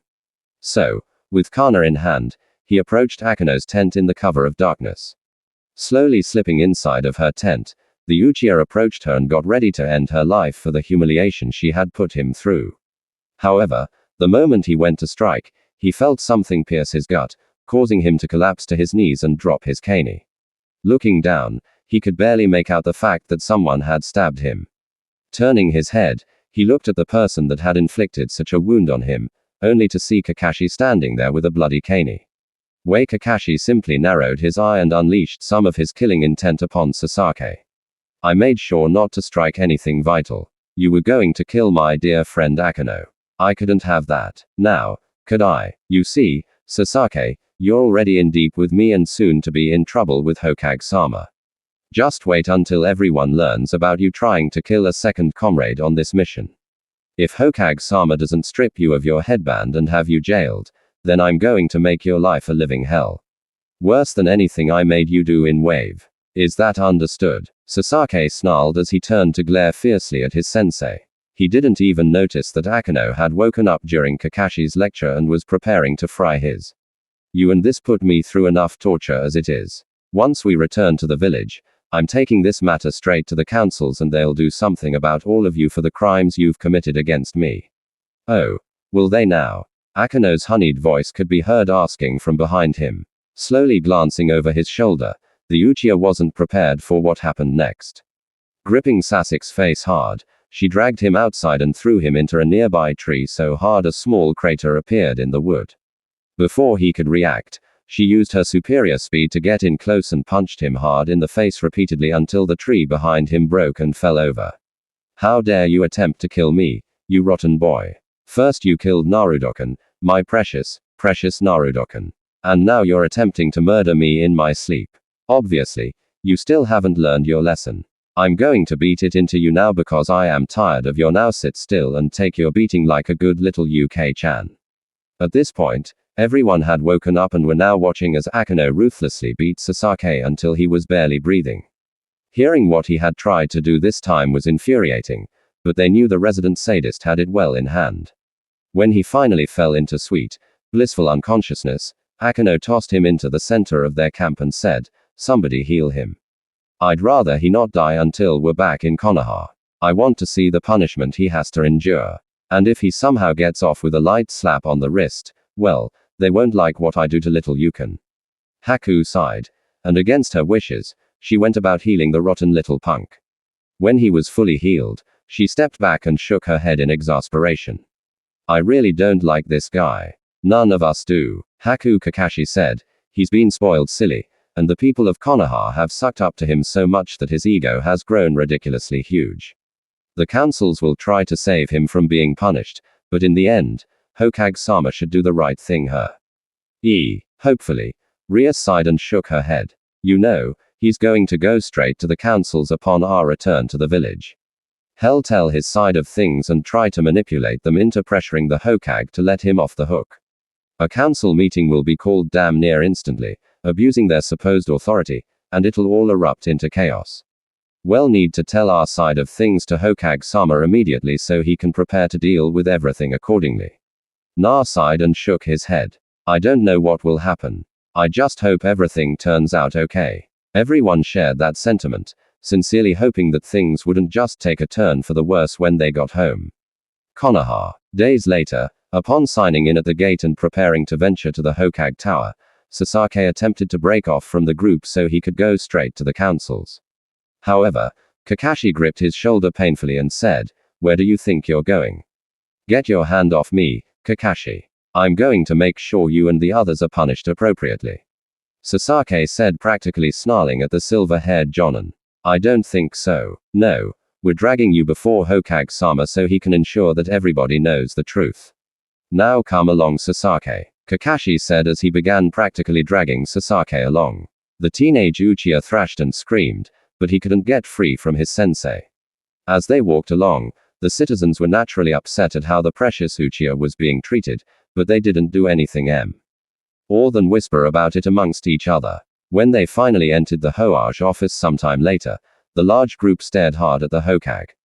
Hokage-sama, we have a lot to discuss, Kakashi said. What then followed was a long explanation of the events that took place during and after the mission. When they had finished retelling the events that had transpired during the mission and their return home, Hisan turned his gaze on Sasake and shook his head in disappointment. After a moment of silence, he unleashed his massive killing intent upon Sasake, making the young man damn near soil hymns. Elf from Fright, tell me something, boy. Do you realize what you've done?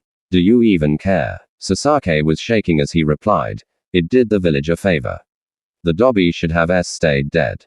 It's not like anyone actually cares about the loser. He sighed and closed his eyes, shaking his head once again. I see. In that case, I suppose it's time to call the council together and discuss your punishment. You won't get off easy for this. I assure you. Everyone, please follow me. As the Hokage led them out of his office and towards the council chambers, he told his secretary to call the councils together so they could discuss the events that had taken place. When they entered the meeting room, Hirozen took his seat at the head of the semicircular table while the others stood in the center of the room, waiting for the various council members to arrive. The first to arrive were the members of the civilian council who smiled at Sasake while shooting nasty glares at Na. All Na did was flip them the bird and remained quiet. Naturally, this pissed them off, but they didn't say anything. Instead, they simply took their seats and waited for the remainder of the councils to arrive. The next to enter were the three elders, Danzo Shimura, Homiya Mito, and Kaharu Utatane, each taking their place beside Hirozen. Finally, the last group to arrive were the various clan heads, Inoiki Yamanaka, Shibiaram, Chosa Akamaiki, Hiyashi Hyuga, Shikaku, Nara, and some Inazuka. Once everyone had taken their seats, Hisan prepared to speak up, only for Sasake to interrupt him. I demand that you punish these monsters for what they did to me in the land of waves. They have committed crimes against me, and I will not stand for it. He scowled and nodded at Kakashi, who hit Sasake in the back of the head, causing him to lurch forward and damn near vomit the contents of his stomach. I'm sorry. It seems my little genin doesn't understand basic procedure. To begin, Hokage-sama, Kakashi said with an eye smile. The third Hokage took this moment to begin. Over a month ago, I sent Team 7 consisting of Kakashi Hitaki, Sasake Uchiha, Sakura Haruno, and Naruto Uzumaki on a mission to escort a man by the name of Zuna back home to the land of waves. They were to protect him while he built his bridge that would connect the land of waves with the land of fire. However, along the way they encountered resistance in the form of the Demon Brothers. This encounter easily bumped the mission up to at least AB rank in nature. However, rather than quit and return to the village, they chose to continue with the mission because it was the right thing to do. Now, it should be noted that God was responsible for the land of waves being oppressed. He had hired Zabuza Mamaki and his accomplices to kill the bridge builder, which bumped the difficulty of the mission up to an A- rank. After their battle with Zabuza, they called for backup, and I sent it in the form of Roos Grammar's team of enforcers. Taking a breath at this point, Hisan closed his eyes and shook his head.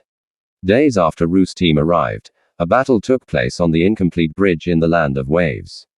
Rias had formulated a plan to help deal with Zabuza and his accomplice, a young woman by the name of Haku. She had also predicted an attempt to kidnap Zuna's daughter and grandson, which is why she left Naruto behind to deal with them appropriately. Now, Naruto learned from those men that God was planning to betray Zabuza and have him killed once he was too exhausted to fight back properly. He had never planned to pay them what they were owed. Seeing the scowls on Zabuza and Haku's faces as well as the clan heads and his old teammates Homiya and Kaharu, Hirozen nodded once before returning his gaze to Sasake. Naruto hurried to the bridge after ensuring that Tsunami and Inari would be safe. Upon arriving at the bridge, Na tried to inform everyone that God was going to betray Zabuza and Haku.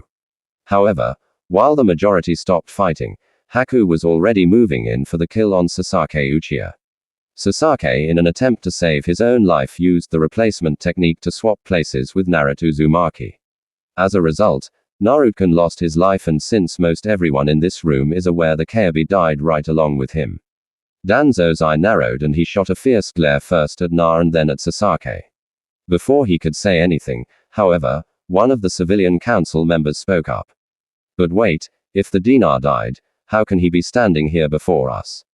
And you said the Kyuubi died, but he's standing right there. Hai scowled, and with a wave of his hand, and Anu heeded his order and appeared with his blade through the civilian's chest, ending his life. Since you idiots still don't seem to understand, allow me to ask you one thing. What was the fourth seal meant to do? Obviously, it was meant to force the Kyuubi into a human form so we could easily be rid of it. One Miyuki Haruno exclaimed, a small grin on her face. Sakura scowled at her mother and exclaimed, bullshit. The fourth Hoage seal was meant to contain the beast and seal it within Naruto. Naruto was only the jailer, not the Kyuubi itself. How can you not understand that? Miyuki scowled at her daughter. But before she could say anything in protest, Hisan scowled and said, your daughter has the right. Oh. F it, Mebuki. You're lucky I don't have you killed for speaking such slander.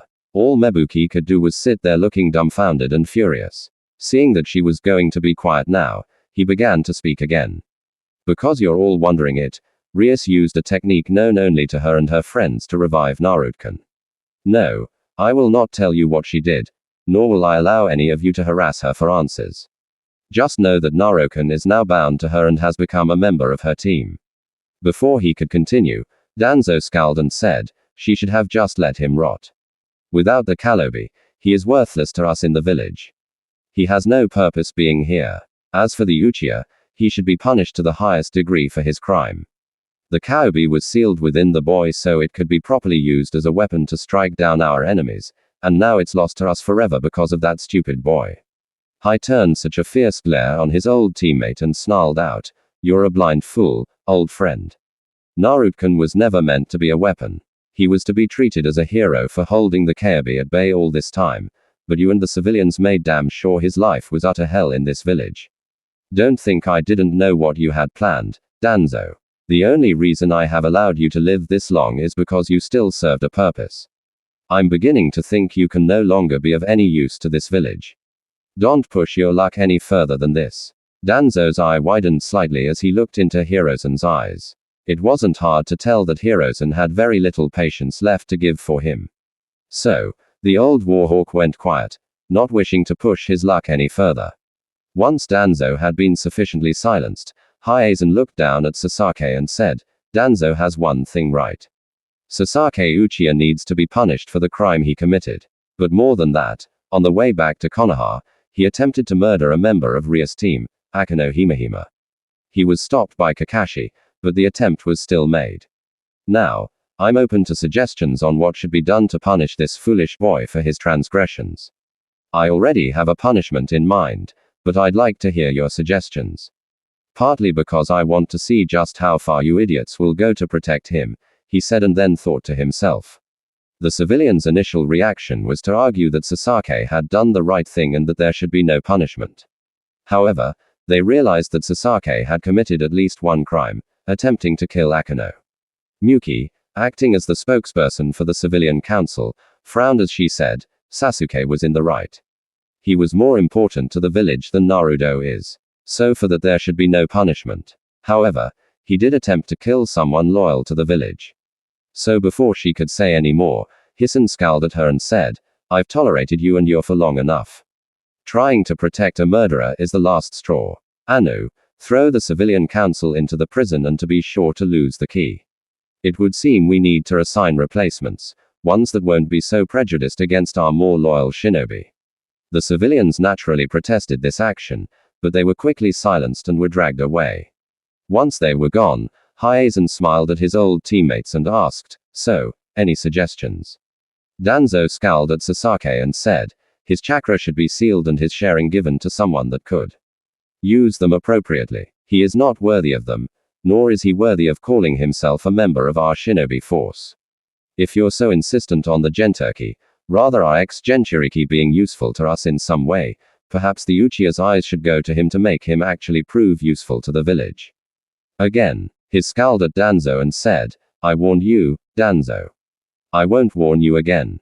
One more slip up from you, and I'll see to it that you suffer for the crimes you have committed in the name of what's good for Konoha.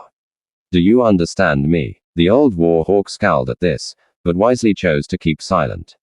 Once he had been sufficiently subdued, Hirozen turned to his old teammates and asked, what would you two suggest? Homiya sighed and said, as much as it pains me to admit it, I'm in agreement with Danzo. The Uchiha's chakra should be sealed and his sharing given to someone worthy of them. As the aggrieved party, perhaps they should go to Narokan. Kaharu frowned, but nodded her head in agreement. I agree, though I'm not sure if we should give them to young Usuzumaki. Perhaps someone would be better suited for them. He shook his head before turning his attention to the clan heads. And what say all of you? It does sound like a fitting punishment for one with an ego as large as his. My real question is, what comes after? Soon questioned. Shaku muttered, troublesome, before he looked into Hirozen's eyes and offered up his suggestion, after having his chakra sealed and his eyes Ivan to Na, I say we put him under house arrest. Make him sit and stew in his anger and frustration in his home. Throwing him in prison would be too merciful, if you ask me. No, he should be made to wallow in misery in the home where his parents died. Everyone took some time to think it over before they each nodded in agreement. However, Danzo offered up one final question. I agree, but at the same time, I have a question. Should we take samples of his semen so we can use them to impregnate willing females to have Uchiha children? Or do we remove any chance of him ever reviving the Uchiha clan? He seemed to ponder this for a time before a sadistic grin appeared on his face. Well, oh, those fangirls of his to bear his children, but Sasake will never get to see his children, nor will he be able to taint them with his arrogance. No, well, take the children and raise them properly. The Uchiha clan will be revived, but they'll become productive citizens of the village rather than arrogant who think themselves superior to everyone around them. Sasake snarled and thrashed against Kakashi, trying to get free so he could kill the Hokage. Never, I will never agree to that. I'd sooner die than allow you to taint any children I might have. The third Hokage simply chuckled and said, you don't get a choice in the matter. I'm going to recall Jiraiya to the village so he can handle the sealing. For the time being, you'll simply rot away in prison where you belong. Anu, take him away. As an Anbu appeared, Sasake shouted out threats and profanity before the Anbu vanished with the Uchiha run. Once they were gone, Naruto asked, are you sure about this? I mean, I don't mind, but I can't imagine myself with the Sharingan of all things. Hi, and the others simply chuckled. Kid, I'd say you're worthy enough of the gift. Besides, your life was stolen away by that brat. I think it's only fair you get what makes the Uchiha so prideful. Sunam said, smiling down at him. Na sighed and rubbed the back of his head. Thanks, I guess. I doubt the citizens will be happy with this though. Homiya chuckled softly and said, don't worry about them. We'll deal with them somehow. For now, I think it's time we discussed something rather important. Your heritage. We had originally planned to tell you about your parents and give you your inheritance once you made Chunin. But Hisan sighed and nodded his head in agreement. After what's happened to you, I realize we should have told you much sooner. I am sorry for keeping your parents a secret from you for so long, Naruto-kun. Na frowned as he looked at the Hokage. You knew who my parents were all this time. Hai nodded and waited for the eventual blow-up that he knew was coming. However, Naruto surprised him by saying calmly, I should blow up at you, even call you a bastard for lying to me all these years. But sighing, he shook his head and said, I won't. You had your reasons, I'm sure. But I doubt they were good ones. I just want to know who my parents were and if they loved me. Before anyone could say anything, the doors opened and in walked a beautiful red-headed woman with violet eyes. She stood just slightly shorter than Na and was currently wearing a deep scarlet-colored shirt and brown pants. Her figure was amazing, and anyone that looked at her would say she was drop-dead gorgeous. When she spoke, her voice was just as beautiful. When the occupants of the room turned to look at her, she smiled at Naruto and said, of course we loved you, sweetie. Never doubt that. Yes. The person standing there was Koza Uzuaki, wife of the fourth Hokage, Manado Namikaze, and mother of Naruto Maki, you're my mom, Naruto asked unsurely. His head was suddenly pounding, and he could feel his heart racing. Unsure of how to feel, the teenage Uzumaki collapsed to his knees and clutched at his head. Why? He asked, not sure what her answer would be. Kasha could only smile sadly at her son as she slowly approached him. She knew he would take this hard and his relationship with Rias might be damaged somewhat, but she knew she had to clear up any misunderstandings. However, only time would tell how he'd react to what she had to tell him. Sweetheart, Kusha said softly, hoping to calm her son. It's not turned such a fierce glare on her that the beautiful redhead couldn't help but flinch back as if struck by him physically. Stay away from me, he screamed out. Turning to Rias, he narrowed his eyes and said, this is what you meant. You recruited her, and you, he exclaimed, turning to face the Hokage. You knew, didn't you? Don't answer that. Of course you knew. Roos looked incredibly saddened by what she was seeing and hearing. She was also incredibly worried about her beloved Rook. She didn't know what to say or even what she should say. Despite how much pain it caused her, she couldn't help but pray to God that she wouldn't lose him in any sense. Hai flinched and found he couldn't even look Naruto in the eyes. Naruto, I don't want to hear it. Not from any of you.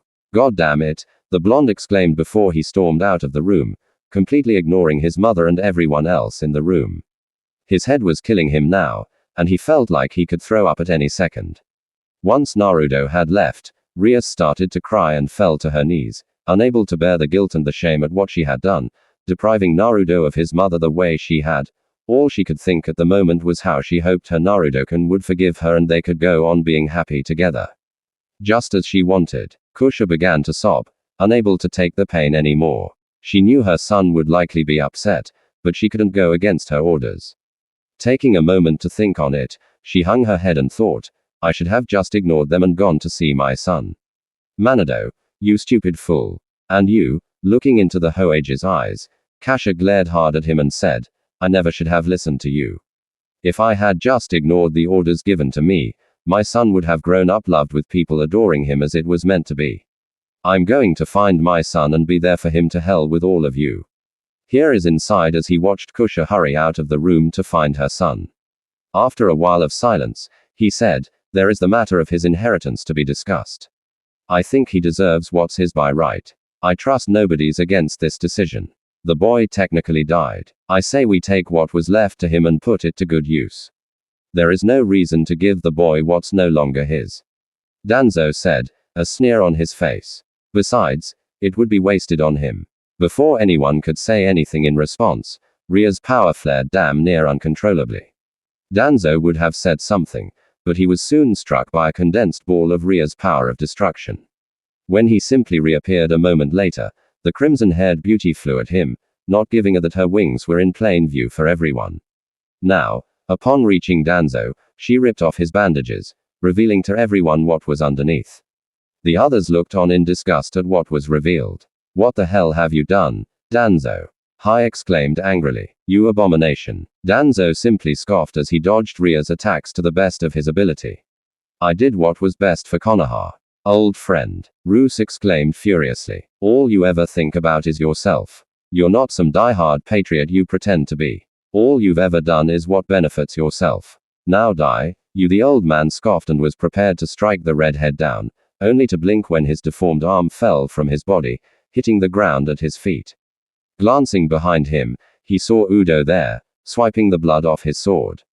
This was a mistake, however, as Ria's power of destruction enveloped him again and removed him from existence. Damn that monster, Hisan sighed and shook his head. Damn him. Thank you, Rias-chan. Now that that particular problem has been taken care of, are we all in agreement that Naruto should be given what's his? Most of the others voiced their agreement. However, when all eyes turned on him, Hiashi frowned deeply and shook his head. I must disagree. As much as I despise the man, Danzo had a point. Naruto's inheritance would be better used by the village than it would be if we gave it to Na.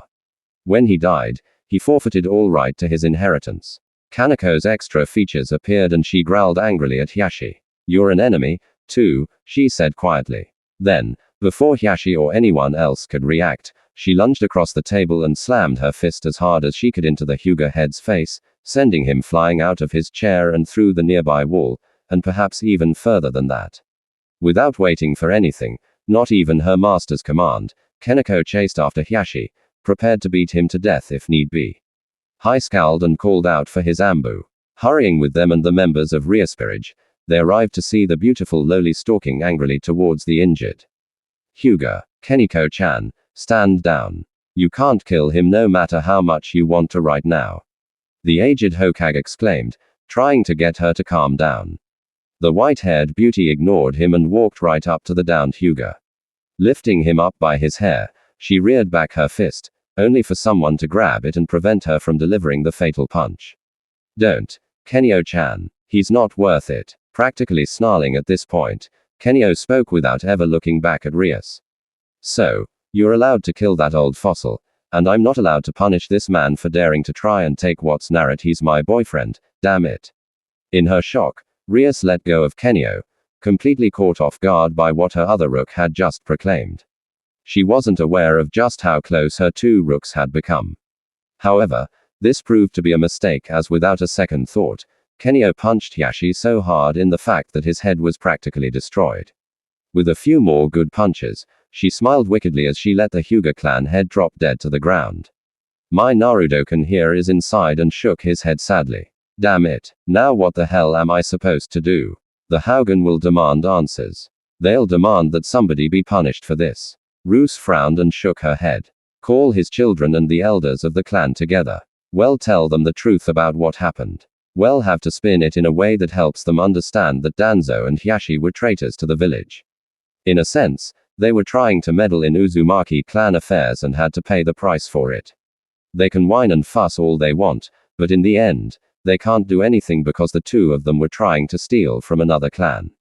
The third Hokage scratched at his chin and beard for a moment before he nodded in understanding. That's as good a plan as any. We'll need to get Kasha to help explain things to them in that case, which means we'll have to interrupt her time with Naruto-kun. If she's found him, when Naruto-kun doesn't want to be found, it's damn near impossible to find him. Roos simply smiled and said, she's his mother. If anyone can find him, I'm sure she can. But for now, I'll go get her. We're going to need her to settle things with the Hyuga clan for us. Hai simply nodded at her and said please do so. I'm honestly hoping she hasn't found him yet. Poor Naruto-kun's been through enough for the time being. The redhead sighed and said, I know how you feel. I just hope he can find it in him to forgive me. His and the others watched as Rias flew off in search of Kusha. Once she was gone, he looked to her Peerage members and asked, what are you all going to do? Go in search of Naruto-kun? Or do you want to be there for the meeting? Haku scowled and said, I'm going to find Naruto-kun. Looking at Kenio, they nodded to one another, deciding to work together to find him. Zabuza, I'll see you later. Naruto-kun needs us. And with that, she and Kenio hurried off to find their shared boyfriend. Yudo sighed and shook his head in disappointment. I hate to say this, Hokage-sama, but you and Ria-sama messed up in a pretty big way. I'll aid in the search for Naruto-kun, but as you said, he can be difficult to find. He said before walking off to try and find his friend.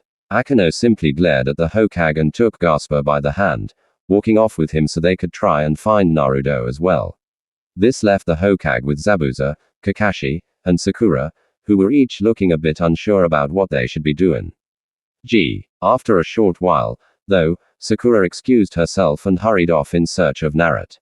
She hoped she could help him through this situation and make him feel better. She honestly hated the idea of him hurting in any way. Hokage-sama, would you mind explaining to us how Kusha-sama is alive? Why hide her from her son? Kakashi questioned, his eye narrowing at the aged Hokage. Here is inside and motioned for Kakashi and Zabuza to follow him back to his office. I'll explain when we're back in the council chambers. I'm sure everyone's wondering exactly what's going on. Kakashi and Zabuza could only nod at that, but stayed quiet as they followed the aged man back to the council chambers. They realized that they'd likely have to get the wall repaired as well. Na scowled as he watched his supposed mother try to find him. Contrary to what people might think, he was exceptionally skilled at stealth, keeping hidden even in plain sight. And right now, he didn't want this, as he considered her, to find him. Slipping away again, Na went off and journeyed into the forest of death. Hardly anyone would actually think to look for him in there, and there were so many more places he could hide within the forest. It was the perfect place to just hide out and think about everything. Once he found a decent place to hide and relax, Naruto laid down on the branch he was perched on and stared upwards at the little bit of sunlight trickling through the leaves up above. Damn them. That rad bastard of a Hokage lied to me all my life. If he knew why my mom was alive, then he definitely kept her from me for some reason. Then there's Roos. I trusted her. If I'm right, then my mom is Roos. Other bishop, which means Roos kept her from me as well. All my life, even I know I promised her I'd save her from that loveless marriage, and I'll keep my word, but I don't think I can ever look at her the same again. He thought sadly. Then there's her. Na thought to himself with a scowl. If she's my mother, she should have just come to me. Screw what the old man and Roos said. If she truly gave her about me, she would have found a way to be with me. That bridge has been burned. I don't need a mother now. I don't need her. Na would have continued thinking on all of this, but somebody with black wings landed on the branch and smiled at him. Blinking a few times, he stared at the person and realized that she was incredibly attractive. For some reason, he found himself feeling at peace with her. He wasn't quite sure why, but he felt he could trust this woman. Hi, name's Na. Who are you? The black-haired, black-winged woman sauntered closer to the blonde and smiled somewhat seductively at him. Naruto, I'm glad you've returned. My name is Reina, and I've truly missed you. I've wanted to meet you in person for so long now. I stayed my hand, though, because you were always around those devils. I can tell you've become one of them, haven't you, Naruto? The whiskered teen nodded and sat up so he could have a friendly chat with this woman. Yes. My teammate Sasuke Uchiha killed me on the mission. Roos had to use one of her evil pieces to revive me. If not for her, I'd still be dead and I'd never have returned to the village. Reina looked upset by that before she moved in close and hugged him close. I'm sorry, sweetheart. If only I had been there for you sooner. I've been watching you since you got back home. They kept so many secrets from you, and now your mother. Naruto scowled and shook his head. I don't know who she is, but she's no mother of mine. Anyways, looking into the woman's eyes, Naruto asked, why are you so interested in me anyways? The beautiful woman smiled sadly at him and said, your father asked me to watch over you in case something happened to him. I wanted to reveal myself to you sooner, but those devils aren't exactly on friendly terms with we fallen angels. Seeing his confusion at the term, Reina scowled and said, G. Mori hasn't even told you anything about the various races or anything, has she? Na shook his head again and said, no. She insisted that we wait until we were in the safety of her home before talking about anything. Too many eyes and ears in the land of waves. Reina sighed softly and said, then I'll just have to tell you everything I can. You deserve to know the truth. First though, you asked me why I'm so interested in you. I've chosen you to be my husband. Na blushed and asked, husband, what do you mean? The violet-eyed fallen angel leaned in and captured his lips with hers. When they parted, she said, I've watched you growing up in this village. You've endured everything this village has thrown at you and stayed strong in the face of it all. You're a bright light in the darkness, illuminating everything around you. You provide a sense of warmth when everything else remains cold. Your father would have been so proud of you, Naruto. I admit I had something of a crush on him before he passed away. He married Kusha-san though, and I was left with an unrequited love. Seeing you, at first, I felt like I was simply projecting my feelings for him onto you. But the more I watched you, the more I got to know you as a person, the more genuine my feelings for you became. I've come to love you with all my heart, and all I ever wanted was for you to be happy and safe fro. I never expected you to become friends with those devils. However, if there weren't such hostilities between our species, I'd have introduced myself to you so much sooner than this. Sweetheart, I love you dearly. Will you accept me into your life? I know it's a bit much to ask for you to be in a relationship with me, but Naruto sighed and closed his eyes before leaning back against the tree. It's okay, Rei-chan. I'm not upset with you. But can you tell me who my father was? I have my suspicions, but I need to be sure. Reina smiled sadly at him and said, your father is the very man that sealed the Keilu no Yoko within you. Manado Namikaze. He was a good man, but more than a bit naive. He truly believed that the village would see you as a hero for holding the Keibi at bay. As we both know, That didn't happen.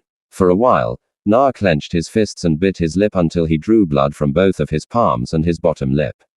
Taking a few deep, calming breaths, he shook his head again and said, I see.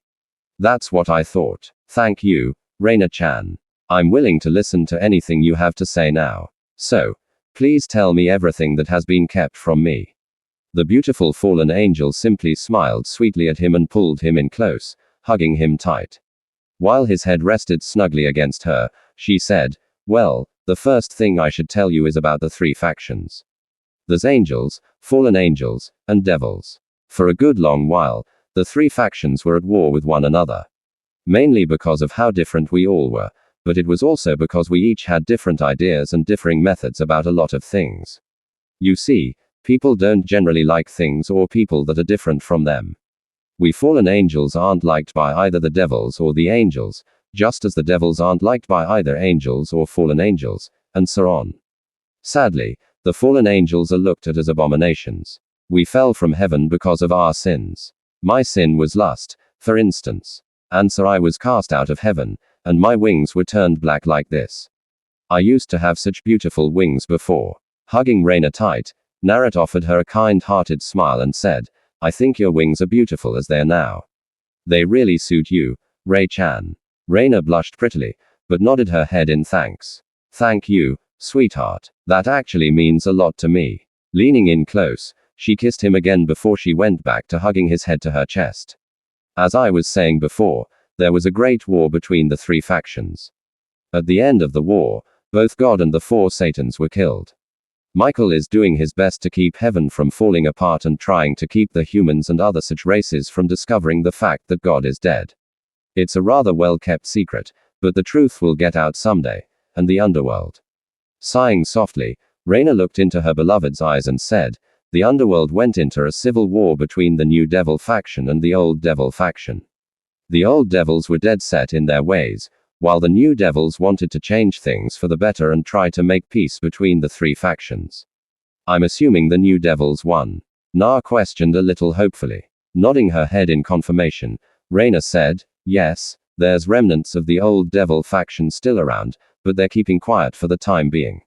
Anyways, a devil by the name of Ajuka Belub, one of the four new Satans, created the evil peace system to help restore the devil's dwindling new embers. Using this system, high-class devils can recruit any other race into their ranks, turning them into devils. Eventually though, people started treating it like a game. Sighing softly, she shook her head and continued with her explanation. Honey, they created a game based on the principles of the board game known as chess. They are called raiding games. And in these games, they pit one team of devils, better known as a peerage, against another team, peerage.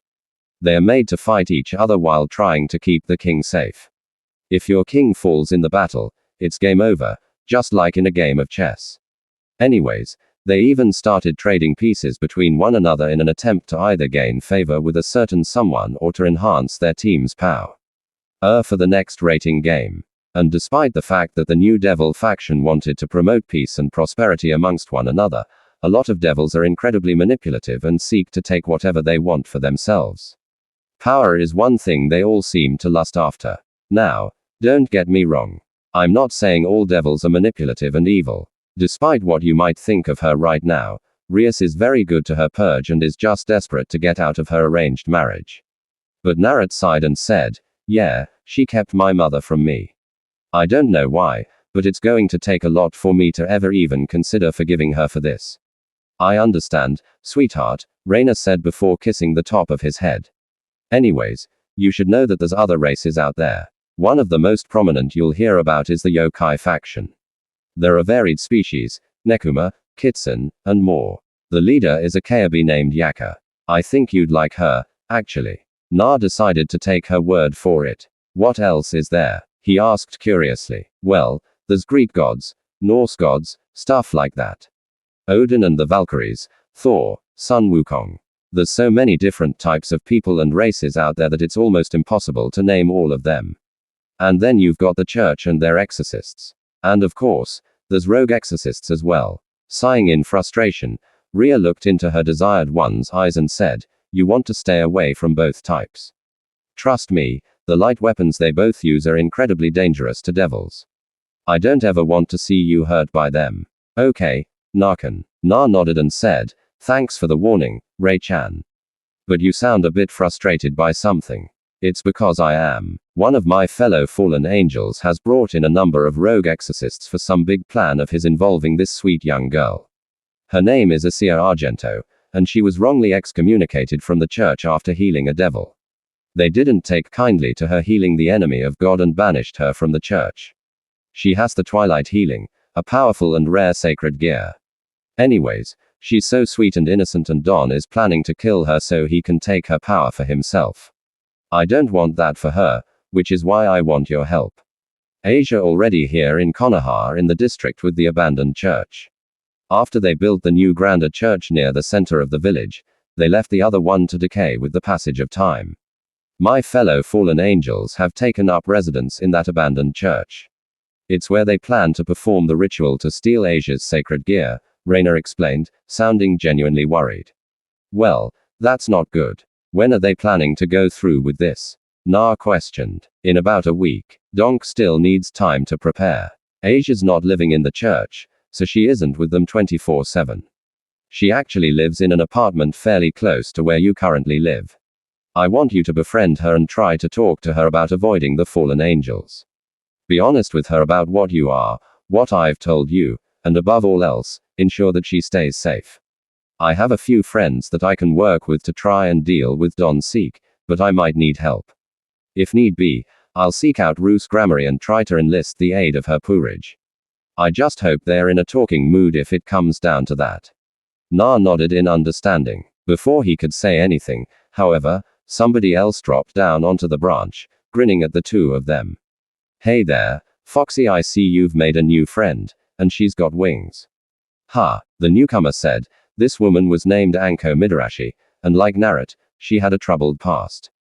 They shared something in common that binds them together. They're both outcasts in the village. The teen blonde chuckled a bit and revealed his own bat-like wings. Hey, Enko-chan, I'm glad you're here. This is my new friend, Reina-chan. Reina-chan, this is my best friend, Enko-chan. I hope you two get along great. Reina smiled at the woman and shook her hand in greeting. It's very nice to meet you at last, Anko Midarashi. You've been good to my darling, so I thank you for that. And because I'm sure you have questions, allow me to explain. And for a while, Reina explained to Enko everything she had just told Na. When she was finished, Reina asked, so, what do you think? Enko simply shrugged and said, not bad. I kind of like it. So this Poorage thing, can any devil have one of these evil piece sets? Reina shook her head and said, only high-class devils can receive a set. A low-class devil like Naruto here can raise through the ranks, but it takes a lot of time and effort usually. Aha, in that case, when you get your set, Naruto, I want you to turn me. Make me your rook, queen, knight, whatever. I don't care. Just make me like you. Enko said seriously. Na blinked a couple of times in shock before asking Chan. Why would you want something like that? So I can be with my Foxy forever. Of course, why else would I want such a thing? She questioned rhetorically. If you're going to live for centuries, then I want to be right there with you. You're the most important person in my life after all. Na blushed and said, if that's what you want, then sure. I'd be happy to have you along for the ride. Reina giggled a bit before saying, then I might just have to ask you to turn me as well. Yes, as a fallen angel, I can live for a very long time, but I think being bound to you in such a way be kind of nice. Besides, just imagine the kinky times we could share.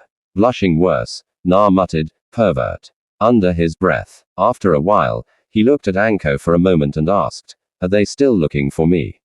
Hurius and her Purage probably they were searching all over the village for you last time I checked, though I think Kasha was taken to meet with the council or something. Still kind of shocked to see her walking around like nothing happened, frowned and said Kasha's probably been called into speak with the Hyuga clan about what Hyashi tried to do. He had the gall to say that Naruto shouldn't be given his inheritance because he technically died and therefore forfeited his right to his inheritance. I'm glad Kenio killed him. Naruto blinked a couple of times in shock. Wait, Neo-chan did what? Enko nodded. Yeah, she went ballistic on him for that. I've never seen her so pissed off before. I think she's still looking for you. Foxy might want to let her know you're okay soon. Na frowned and shook his head.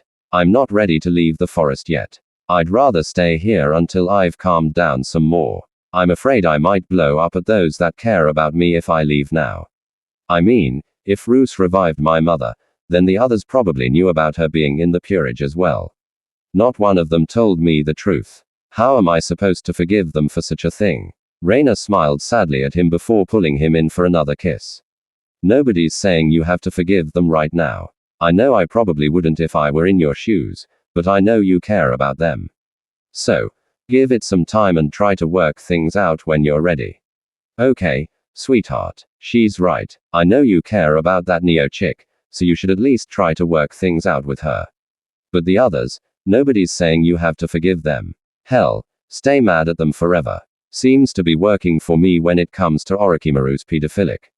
Enko joked. Na chuckled softly and said, thanks, Anko-chan. Reina-chan. Of course, sweetheart. Anytime. Reina said as she held Na close, listening as his breathing slowed and he fell asleep. My wonderful Narudok, you've got it bad for him, don't you? Anko asked. Can't say I blame you.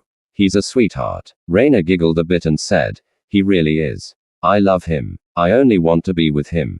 I just wish I could have been there for him sooner.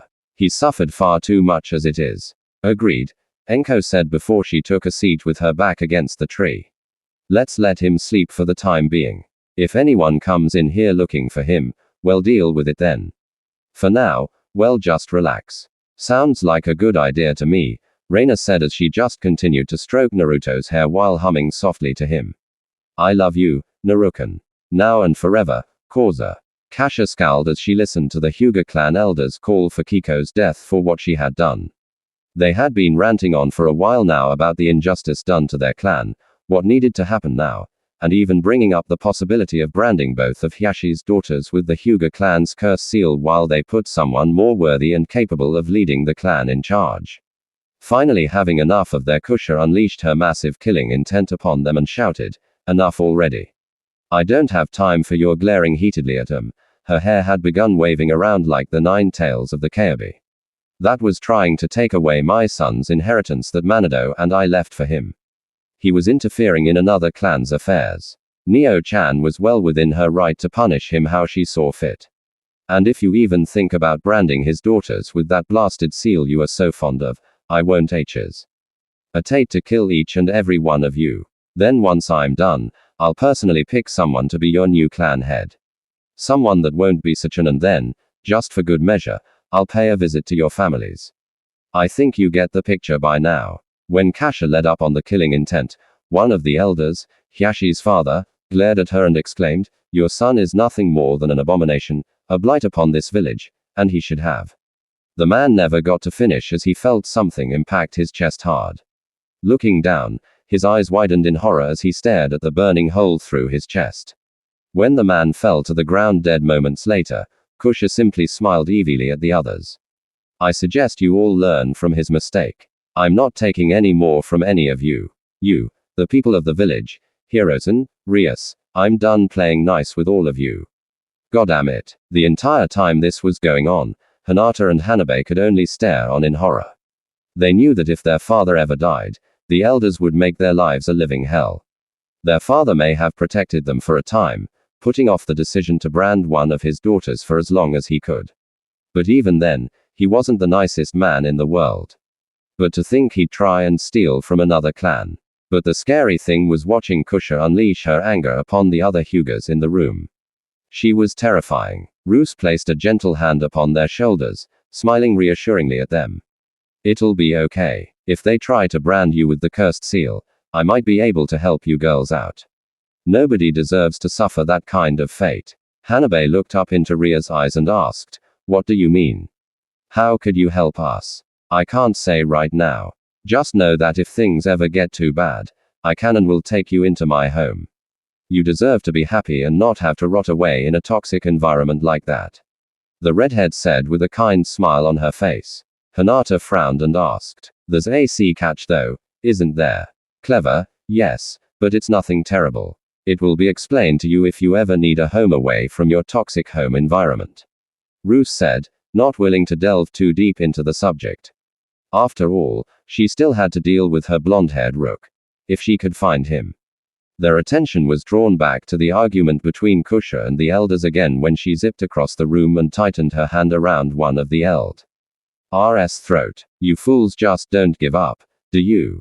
I will not hesitate to kill each and every one of you if that is what it takes. What part of that do you idiots not understand? Hai sighed and said, that's enough. I'm sure. Turning towards Hirozen, Kusha leveled such a glare on him that it froze him in place, unable to utter another word. It was at this point that the man she was choking was erased, catching her OFFG guard. When they turned the gaze to Rias, the red-headed devil said, he was preparing to attack you. I refuse to let anyone harm my adorable family. Hearing this, Kasha turned her glare on the other elders and screamed out, that's it.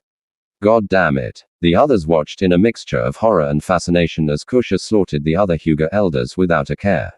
Once the last one was dead, Kusha turned to Hirozen and asked sweetly, what was it you were about to say?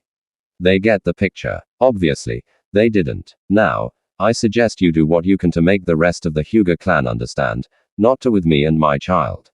Appoint someone as temporary clan head until Hinata-chan is ready to lead her clan. If anyone has a problem with it, they can kiss my now. If that's all, I'm going to try and find my son.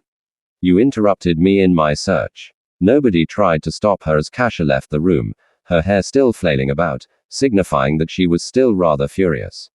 Once she was gone, Rias looked into the Hoage's eyes and said, we need to figure out what to do about Naruto. I don't want him to stay mad at me forever. Here is inside and said, we've burned that bridge already. Roos, hiding everything from him like we did and keeping Kusha from raising her son. We've screwed up big time. We should have just come forth ages ago before he died. Maybe we could have prepared him better for everything. I don't know. Roos frowned and shook her head sadly. I listened to you, Hisan Serbi. I did as you asked of me, and now Naruto hates me. If he never forgives me. Glaring into his eyes, Rias flared her power for a moment before saying, if I can't somehow mend my relationship with him, you will. I'll pay. I won't kill you, but you'll wish I did. And with that, Rias turned and made her way out of the room. Once they were alone with the Hokage, Hinata and Hanabe looked into his eyes and asked, what happened to Naruto? I can't tell you that, Hien said somewhat dismissively. He had a big enough headache and he didn't need to deal with anything more. Why not? You just insinuated that Naruto died. I think as someone that cares for him that I deserve to know what the hell happened. Hinata exclaimed angrily. You don't need to know. Hai said sternly before he left the room. Once he was gone, Hanabe looked into her sister's eyes and said, we need to find Naruto. And with that, the Hyuga sisters hurried off to try and find Naruto. Forest of Death hours later, Reina scowled as a certain kitty landed on the branch a short distance away from them. Are you here to hurt him again? The fallen angel asked somewhat bitterly. Kenio glared hard at the black-winged woman and said, what do you want with Naruto-kun? The beautiful raven-haired woman sighed and said, like you, I'm in love with him. Besides, his father wanted me to watch over him. If he hadn't grown so close to you and the others, I would have shown up much earlier in his life. Besides that, I need his help. Kenio listened patiently as the fallen angel explained everything to her about Asia and Dake. How she informed Naruto about everything she could before he fell asleep in her arms. Kenio was worried that she might have twisted the truth a bit, but Anko shook her head and assured her that Reina was pretty honest with him about everything as far as she could tell. With a sigh, the Nekosho looked deep into Reina's eyes and said, thank you for looking out for him. I mean, how does he feel about you? He's upset that you hid his mother from him like that, but I don't think he'll stay mad at you for long. Reina said, a smile on her face. Now Rias, on the other hand, she won't be forgiven so easily, I'm sure. The white-haired lowly nodded in understanding. Of course, she said before she walked up to them and began gently petting Naruto's hair. She didn't speak a word and simply sat down beside Anko, continuing to pet Naruto's hair. After a while, she said soft. Reina giggled and said, I know. It's not what you'd expect. It's really nice, though. Anko looked into Kenio's eyes at this point and asked, Anyone else still looking for him? I think he'd like to avoid Kusha and the others for a while. Kenio frowned and stopped petting her boyfriend. Kusha won't stop. Ka and the others are trying too. I see. Reina mumbled. What do we do then? If he returns to his apartment, they'll find him there eventually.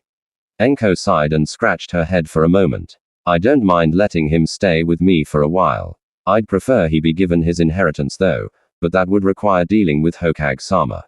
I don't know if he's ready to face the old bastard yet. I'd like my inheritance, Na said slowly, sitting up as he came to. If it means confronting that bastard, I'll do it, but he'd better not try the whole grandfather act with me. I was stupid to trust him. Kenio looked worried as she looked at her boyfriend. When he turned to her, she flinched away and looked down at her lap. The loli was shocked when he suddenly pulled her into a hug and began to stroke her hair. Purring lightly, she nestled against him and whispered, "Love you." Na smiled at her and said, "I can't stay mad at you, Nico-chan. Rias and the Hokage though are on my list. I don't know how to feel about the others, and I don't want anything to do with that woman right now." Anko sighed and rubbed the back of her head. Kushin is your mom, but I agree. She has no right trying to enter your life now of all times when she should have been there for you. But I do know one thing. She's stubborn as hell. She'll keep trying to find you so she can at least talk to you. There's no way to avoid her forever. Na sighed and looked at Kenio. Why was she kept from me? Whose idea was it? Kenio frowned and said it was a deal between Hirozen Serbi and Rias G. Mori. Hai convinced Roos that they needed to keep Kusha safe from the likes of Danzo until she was back at full strength. However, once Kusha had recovered and started getting the hang of her new powers, she demanded to meet you and be in your life. This happened shortly after you turned 6. Hai convinced her that it wasn't the right time, that you weren't ready to meet her yet, that you weren't ready to receive your inheritance or anything. Rias tried to argue in your favor, but the old man put his foot down and made it clear that you needed to mature. I think he wanted to ensure you were loyal to the village and to him before he'd allow Kusha to meet you. Narad clenched his fists again and scowled as he glared at nothing. And Rias, Kenio sighed and said, Roos convinced Kusha it was for the best, that going against the Hoage's wishes wouldn't be a good idea, so she helped to keep Kusha hidden away. Though she wasn't happy with Hirozen's decision or the fact he was subtly manipulating you. Still, the blonde nodded and said, she lied to me. Instead of disobeying the Hoage's orders, she chose to hide the truth from me. She helped the Hokage manipulate me growing up. Yes, she did, Kaneko said sadly. But Rias does care about you, Naruto. I know if she didn't, she'd have left me dead on the bridge. That doesn't mean I can just forgive her, though, Na said. Before anyone could say anything more, a familiar redhead made herself known to them. I know you don't want to see me right now, but I need to explain my absence in your life. She said sadly, Na, my sweet child, when they wouldn't let me meet you, I watched you from the shadows. I did what I could to protect you from the villagers without ever making myself known to you. When Hirozen let him off with a slap on the wrist, I moved in and struck each of them down without a trace of my involvement being left behind. That stranger that would often point out places for you to hide and misdirected the mobs. Na stared into his mother's eyes as she sat down in front of him. Realizing what she was saying, Naruto's eyes widened as he asked, that was you? Kasha smiled and nodded her head, tears trickling down her cheeks. I couldn't reveal myself to you. So, I found other ways to be near you for even tiny moments like that. I tried to protect you, and when I wasn't around, I was keeping tabs on goings-on in the underworld and throughout the Elementa. L nations. I've collected so much blackmail material, you could write at least a dozen books full of such information. You wouldn't believe just how much Danzo's been up to behind everyone's backs. Naruto scowled and said, why didn't you disobey their orders? You should have raised me. The redhead sighed and closed her eyes. If a devil disobeys their master and goes rogue like that, we could be labeled as a stray devil with orders being given to eliminate us. It doesn't help that some turn into grotesque monsters after being labeled a stray. If the desires are strong enough, then they have the potential to turn into monsters like that. So, as much as I wanted to just take you in my arms and run away with you, I couldn't. But I shouldn't have listened to them. I should have disobeyed. I'm strong enough that I could have run away with you and raised you, right? I think I was afraid that you might hate me or something. I see. Sighing, Naruto looked into his mother's eyes and said, I can't blame you then. At least not entirely. His and Ruth though are another matter entirely. Rias could have very easily ignored the Hoage's orders and allowed you to be in my life, but she chose to do nothing and to keep you hidden. From me. Ruth may be our master, but she's officially on my list. Same with that old bastard. I doubt I will ever forgive either of them. And that's fair. They were in the wrong. I want to be in your life from now on, Naruto Kusha pleaded. Naruto shook his head and said, I don't need a mother in my life anymore. That ship has sailed. But if you wanted to get to know each other as friends, Kusha smiled at him and said, that works for me. I swear I'll never leave your side again. Na sighed softly and said, thanks. Looking into her eyes, he extended his hand to her for a handshake. I'm Na Uzumaki. It's nice to finally meet you. Shaking his hand, Kusha said, I'm Kusha Uzumaki. I'm Ria Grammar's bishop, and it's wonderful to finally meet you, Naruto-kun. And Keniko-chan and I are her rooks, though right now I'm not sure if I want anything to do with her. I did make a promise to her though, and I intend to keep it. But after that, I don't think I want to have any contact with her at all. This isn't something that can be so easily forgiven, Na said, sounding dejected. Kusha simply squeezed Naruto's hand gently and said, then we'll move into my old home. You and me, I know you aren't too fond of me right now, but we'll be safe there. Nobody can enter our home unless we let them in, which means nobody can harass you there. I'll even train you in everything I can think of, even some of the magic spells have come up with. I think you'd get a real kick out of seeing some of them. The redhead giggled a bit before she surprised Naruto by wrapping him up in a tight hug. I'm so sorry, Naruto, for everything. Naruto flinched at the contact. His first instinct was to push her away and tell her not to touch him, but he ignored that. Instead, he slowly wrapped his arms around Kusha and hugged her back tentatively at first. It's not entirely your fault, Koza. And that sounds wonderful. Thank you. Kusha smiled at him and leaned back to look him over. You're so handsome. Your dad would be so proud of you. Anyways, I've got your inheritance with me if you want to head home and check it out. You girls are welcome to come too if you want. Anko shook her head and said, nah, I've got some things to take care of. I'll see you later, Foxy-kun. Leaning in close, she kissed Naro on the cheek before turning and leaving the area. Na blushed a bit and shook his head. My life was never meant to be normal. I swear, he said with a chuckle. Come on, girls, let's go home. I want to see what my new home is like. Kenio and Reina smiled at him and spread their wings, flying away with Naruto and Kusha back towards the village. As rough as this had all been for him, they knew Naruto would be okay. They just hoped Rias and the Hokage would get the message to leave him the hell alone, at least for the time being. Reina on the other hand kept an eye on Naruto and thought about the request she had made of him earlier. Just hang in there, Asia-chan. Naruto-kun will save you. I know he will. So guys, what do you think about this Naruto story? Tell me your opinion in the comments. And if you want more Naruto What If stories, make sure to subscribe to Universe of Naruto. Thanks for watching.